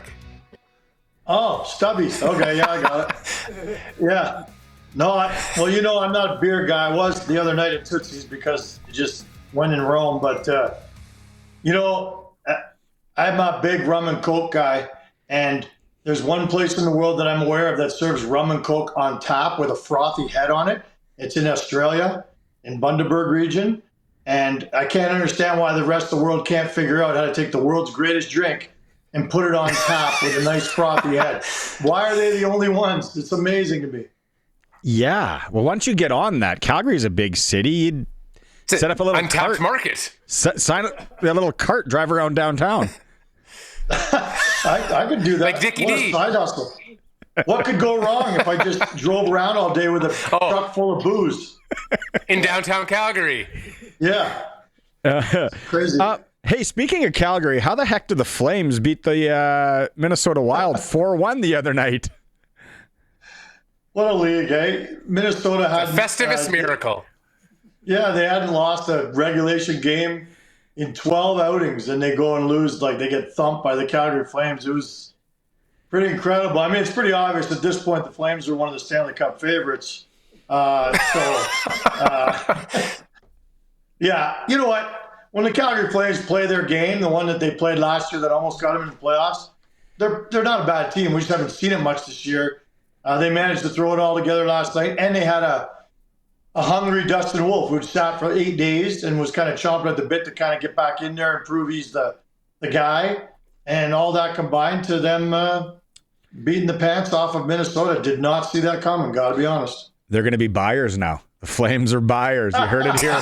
You heard it here first. No, but you know what's weird, and we didn't talk about this, but I've heard it a few times now that there's almost 3 trade deadlines this year because there's the freezes, right? There's an Olympic freeze. There's another freeze, so teams can't do trading. So the trades this year are going to be really interesting on when they come down, and they could come earlier than usual.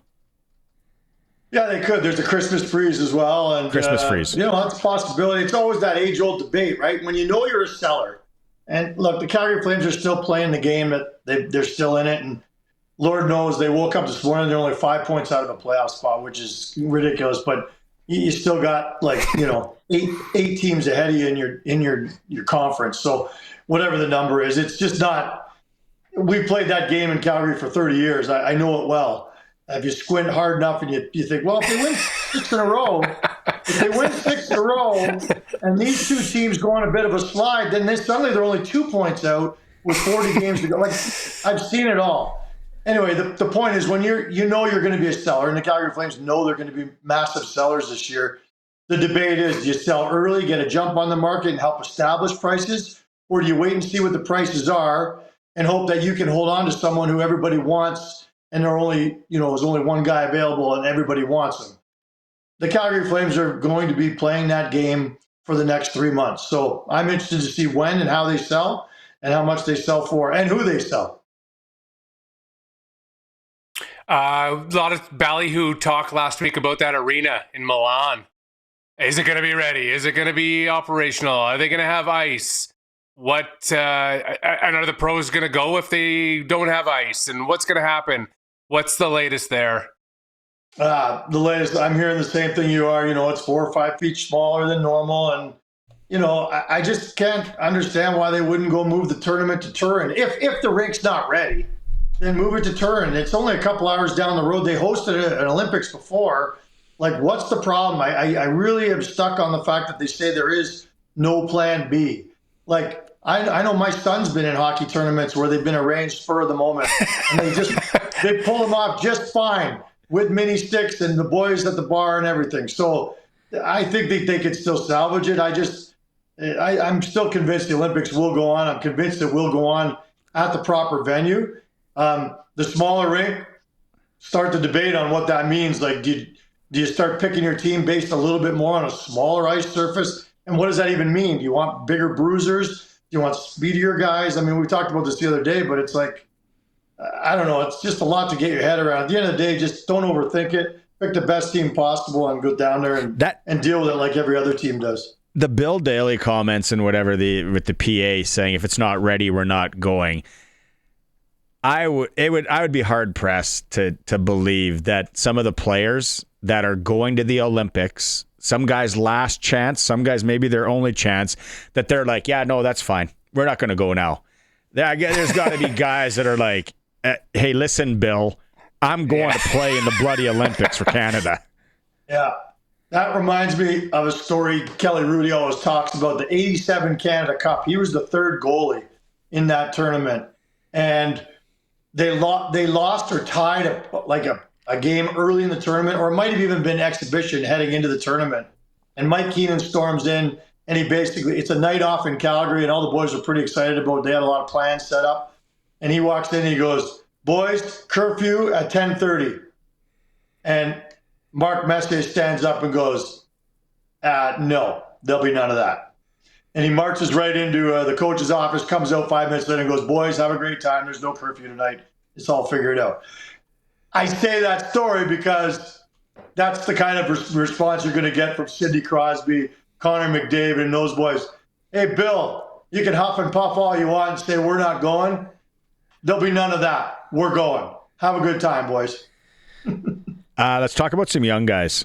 I watched now 2 games, and I had to do the old eyeball check. Not that he isn't a great hockey player. Connor Bedard is playing really good hockey. Yeah. I've watched Celebrini once. Maybe I got to watch it more. I don't know how he doesn't play on this Olympic team. I guess you got to move. You guys got to move position too. I can't see both making the team. No, I just you don't can't. need both. I don't think you need both, and I don't think you'll see both, and I don't think you're going to see Bedard. And I know he's making a hell of a push, and I give him all the credit in the world. I'm not sure I thought this kid was going to turn it around this quick, or if at all, given the last season he had, last couple seasons. But like the Celebrini's 200-foot game is heralded around the league already at the tender age of 20. Bedard doesn't have that same reputation as being a 200-foot player. He's an incredible finisher. We're watching that every night. He's right there in the top 3 or 4. But let's pump the brakes now, just thinking just because he can put it in the net means he's on the team. They got lots of guys who can put it in the net. Do they have guys they can trust every inch of the ice, no matter how big the surface is? I'm not sure Bedard falls into that category, because also the body of work is too small as well. There's other guys who've been putting together far better arguments for the last 2 or 3 years. People don't forget, and there's politics everywhere, whether they want to admit it or not. So please convince me that Celebrini playing World Championships last year and Bedard sitting out doesn't factor into the decision that Celebrini is going to be on that team and Bedard isn't. Yeah, that's a great point. Like, Hockey Canada never forgets those things. And every guy last year who was asked to go pretty much jumped at the chance because they knew what was involved. There were strings attached to that invite. Yet Connor Bedard said no. He took a beating because of it. Now, he's being praised now because people are saying, well, good on him. He took a beating, but he said he did it because he needed to work on his own game. And clearly it worked. But at the end of the day, he still burned some bridges. And all things being equal, when bridges are burned, it comes back to haunt you. Bobby Clark in 1998. Harry, you know how much I despise Bobby Clark for some reason. But when they came out with that Nagano team, do you remember Gretzky, Lindros, Pronger on the back end, McInnes, Brodeur, Rob Zamner? Yeah. that is such a famous one, right? That of all the, it might be the most famous of all the picks ever in the history of the team. And look, Sam Bennett is the modern day Zamner, but it worked out. You know what I mean? Like, he really was one of the outliers. We were like, really? Sam Bennett in this tournament? But it worked out, and he just proved that he was the best player in the world when it mattered most in the playoffs last year. And during that tournament, he was a hell of a player. He's one of the biggest reasons why Canada won that tournament and that big game. So you're going to take swings and misses. Boy, you better be damn sure if you're taking a Rob Zaminer this year. But that's why, you know, I think I mentioned this earlier in the week when we talked. Bill Guerin had those comments, and I think they apply to all the GMs there. This is not, hey, who's the hottest kid coming into the tournament? This is who's got the body of work that makes me feel he can contribute the most. So, again, Sam Bennett gets the benefit of the doubt because of what he's proven as the Rob Zaminer type, the role guy. Harry, you want to talk about another young guy? Yeah, speaking of guys that go off the grid. So I'm a stats guy, but I also, even more so, I'm a stats behind the stats guy. So with this Morgan Geekie story, I can't get enough of, because in the NHL history, 50 goals is the elite. 1% of guys that have played in the NHL have scored 50 goals. Morgan Geekie, who was left for dead from Carolina in the expansion draft, Seattle couldn't make him work, is finding new life in Boston. He's on pace for 50 goals. Could he be the most unlikely 50 goal scorer in the history of the NHL? Well, we're not even halfway there, so we'll slow down. But I hear what you're saying. I've been following very closely too. From now to, I think, mid-season last year, he's the highest scoring player in the National Hockey League, goals-wise. Yeah. Even just take away what he's done this year with his 21 goals or 22 or whatever he's at now. The last 30 games last season, I think he was the highest scoring player in the National Hockey League. And I chalked it up to, look, Boston made some trades. They decided to, they got rid of Marchand. And then they had a new top line, and they were putting Pasternak with Geekie and giving Geekie this great opportunity. I think his career high was 17 goals before that. And he went on this incredible role, and I just chalked it up to Pasternak. Guess who's not in the lineup right now? Pasternak. Yeah. Filling in for Pasternak on the line is a kid who's undrafted, basically a raw rookie in the National Hockey League, and Geekie went and got another 2 last night. Like, this kid just continues to do it. Now, let's not get silly. I've heard people talk and go, hey, can he be on Team Canada? Everybody's slow down, okay? Yeah, but sure. But I will say, it's funny, Barney, you'd said like the eye test, and it's so key. Sometimes these guys, we watch around the league and we just see their stats. We don't watch games in Carolina and Florida with regularity. But Connor Geekie, his brother, is one of those guys who, when I saw him play last year, I was like, oh my God, that kid is so talented. I can't believe it. And Connor Geekie hasn't been able to break through at all. But my eye test told me that guy's going to be a star, not just a good player. Morgan's got similar skill and all the size in the world. It's cool to watch. It really is. And it shocks me every night because they don't have much talent around him yet. He's doing it. Okay, we got about a minute left here. I want to go unfortunate. Tyler Seguin is out. Stars are a good hockey team. Who are the Stars going to look at maybe to try and fill that void? Is it a call to Calgary for maybe a Kadri? Oh, for sure they'll call Calgary. I'm not saying that they'll be able to pry him out of here. I think it's incumbent on Kadri to say he wants out before anything's possible. He doesn't have a no-trade clause, so if the Flames get the right offer, I can tell you that pretty much everyone on this roster is available if the right offer comes along. But they're going to put that offer so high because he is their best player right now and one of their leaders. So, look, Jim Nill will call every team in the league to find out who's his best option and what his options are, because he's a horse trader. That guy knows his window is open right now, and he's got to do something to replace Tyler Seguin. So, yeah, Kadri will be a phone call, but so will every other top guy on the market at the deadline. Because Jim Nill is always one of the most active guys every year, and he always adds a huge impact name, and don't be surprised if he does it again. Little known fact, Rob Zamner finished his career in 205-06 with Basile in the Swiss Professional League. He scored 1 goal, added 2 assists in 12 games. Yeah, but he was a role player. He played a hell of a role. I think he went out and got all the subs. He got all the subs after the game. Yeah. Hey, I'm a man. A drink with ice. I feel like I'm going to go fix a transmission. I was so sure that was a rum and eggnog. But thanks for jogging my memory. I'm going to go get one right now. You know it. You know it, buddy. All right. Talk to you next week. Have a good weekend. Cheers, boys. Have a great weekend. See ya.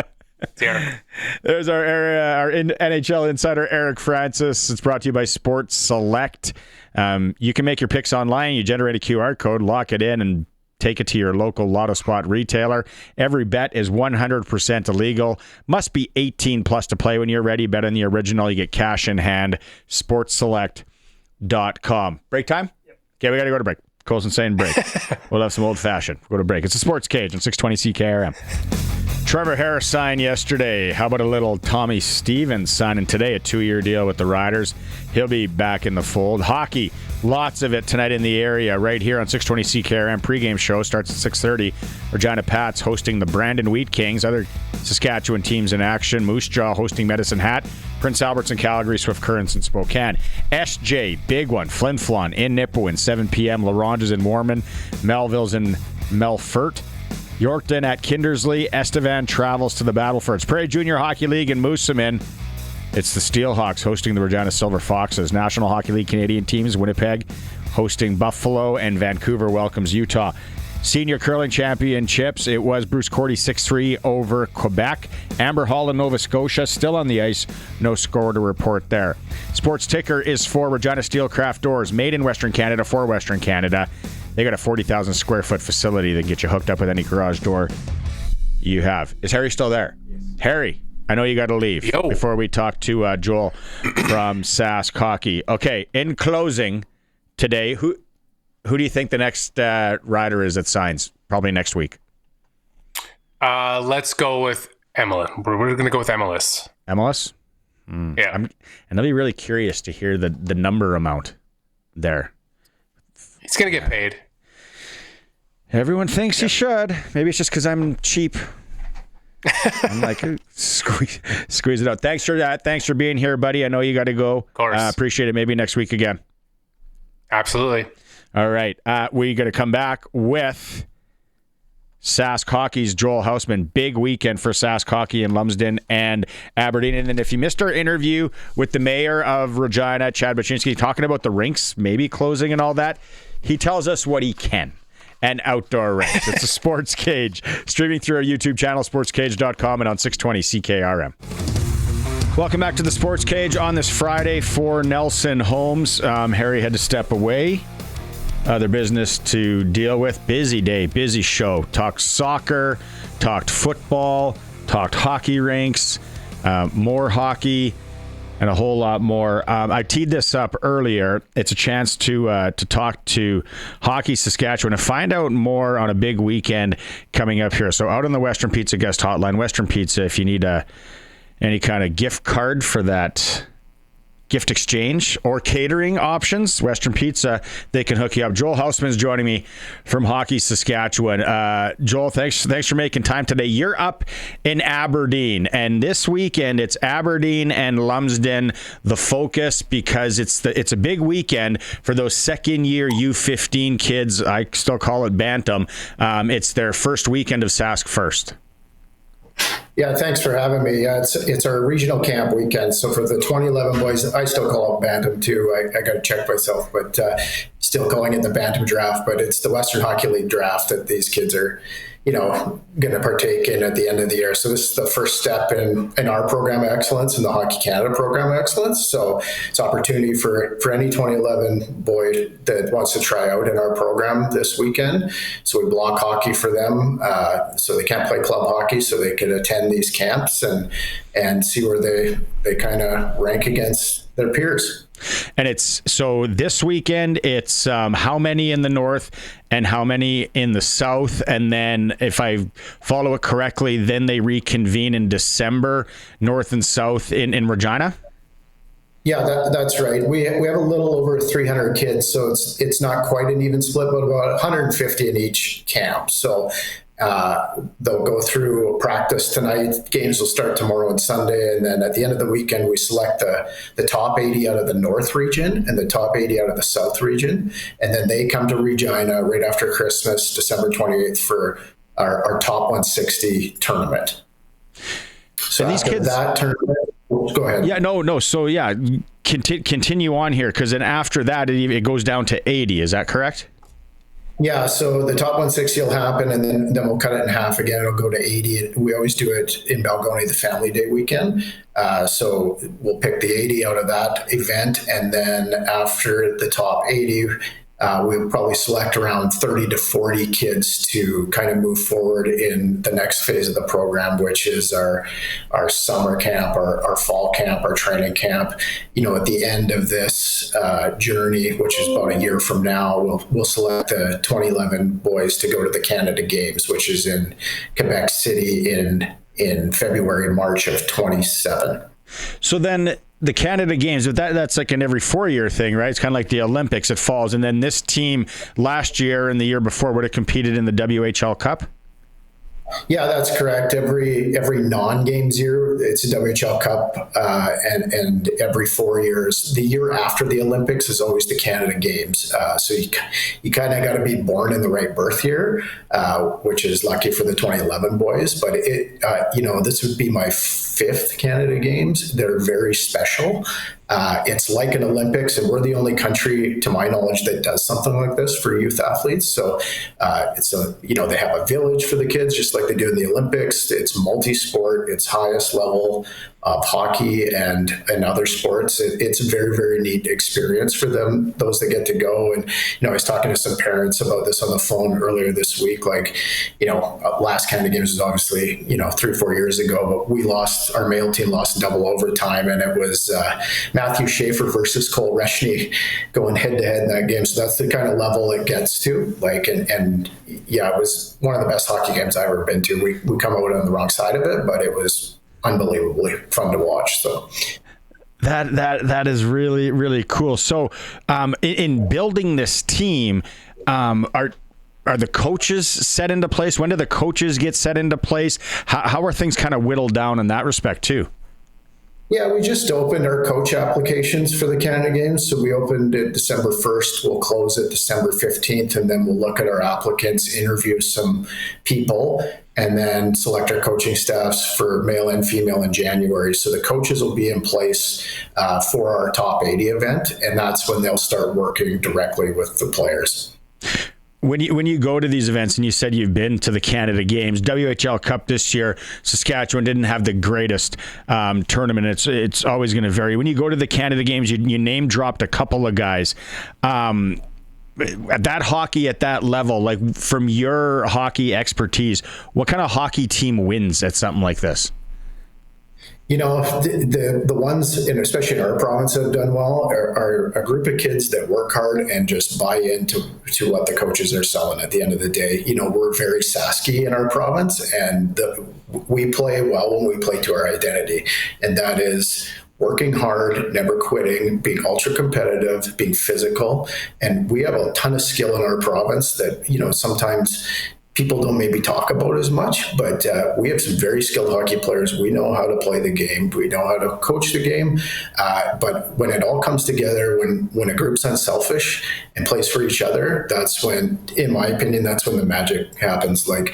And that last group, we had an unbelievable coaching staff. Ryan McDonald's the head coach of Prince Albert right now. He's having success with Team Canada, but they did a great job. And, that was one of the best teams I've ever seen for younger kids to check your ego at the door and just grind. And, we played a couple games last time against Quebec and some really good teams. And those kids were just great.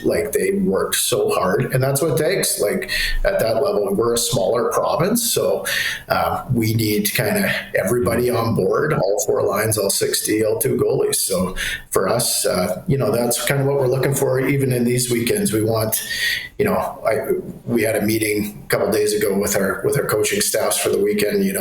We want high skating ability, high compete, and high hockey IQ. So that's what we're looking for when we start identifying players. Let's talk about the female side, because obviously there's your Canada Games and there's a female group going to this, but they don't go this weekend. It doesn't start quite this early, and it's a different age group. Yeah, they're a little bit older. So this year it's the 09 and 10 girls. So it'd be all the girls playing U18 hockey in our province are eligible to try out. That camp is last weekend of January, first weekend of February. I think it's January 30th that it starts. It's the same progression and the same philosophy through everything. It just starts a little bit later. So same thing. Those girls will go through all the same things, same tournaments, same summer stuff, training camp. We'll pick it a year from now again. And they're week 2 athletes. So their tournament will be a little bit later in March at the Canada Games. So each tournament's around 9-10 days each by the time you get there and practice and travel. So they're week 2, just kind of, it's very much like the Olympics. So. Okay, so for both clubs, and you talked about picking the kids and all that. You guys also do a bunch of stuff off ice, and you're getting to know these kids and the maturity levels and the IQs off the ice as well, right?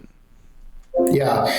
I always tell the kids, especially, when we get to the tournaments, I kind of come in and introduce myself and go over a few things. But, we're looking for good players, but we're looking for good people. We want high character people and, high character kids that are good human beings and carry themselves well and will represent our province. And, there's been good players released before for, maybe behaviors they did off the ice or away from the rink. And, it's our belief that just doesn't fit with our team and representing our province. And so that's part of it too.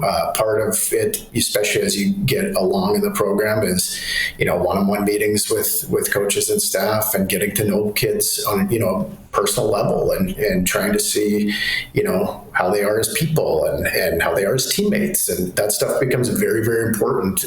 You talk to any higher end hockey team, major, junior, or anything like that, they're going to say the same thing. Can we name drop any kids that have maybe there's your Canada Games? Because I remember, I think it was 95, and that was a special year. Ross Mahoney will know it well, but we're Corey Sarich on that team. Patrick Marlowe was on that team. But throughout the years, what's some name drops, female and males? Oh man, I think Emily Clark played in the 2011 Canada Games in Halifax, so pretty big name on the female side there. We've had, Cole Sillinger played in the 2019 Canada Games. Trying to think back to 15, like Jake Lecision was in that group.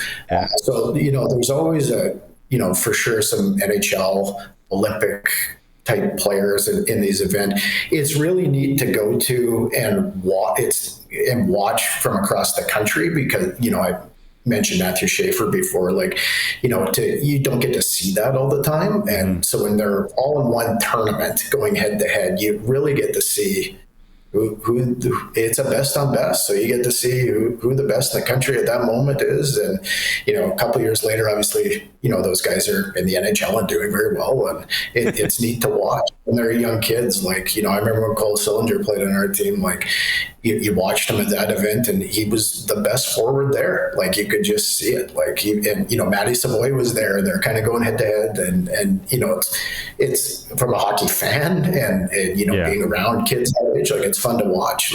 They're very, very talented and they carry themselves different when they're younger. As young Maddox Schultz, the same thing. You just watch them; they're just different, but they're very talented, and it's a very cool thing to watch. Joel, thanks so much for coming and shedding some light on. We're going to follow this and probably have it on here because we love the local sports and the side of things. You have fun in Aberdeen, Saskatchewan this week, and I don't know what the concession like. It used to be awesome in the old barn. Top shelf up here, top shelf. And I'm sure things will be hopping in Lumsden as well. All the best, Joel. Travel safe. Thanks for having me. Right on. There's Joel Houseman from Hockey Sask. Big weekend in the province, Upper Aberdeen, and in Lumsden for the 2011s Canada Games next year. That's really cool. And then he said the females go at it a little bit later. It is the Sports Cage. What we're going to do here is we're going to rerun, if you didn't hear it earlier, our interview with the mayor of Regina. We're going to talk some hockey rinks. We're going to talk some outdoor rinks and things like that. That's how we're going to wrap up the program. I'm back next Tuesday as per usual. Tegan has the Monday show. So as for that, this is it for me for the weekend. Thanks to Nelson Homes, their sponsors, Western Pizza, Prairie Land Rentals text line. Thanks to everyone who texted in today. Thanks to Harry, who was with you. And of course, thanks to Colson. Coming up, Mayor Chad Bachinski. It's Sports Cage, streaming through our YouTube channel at sportscage.com.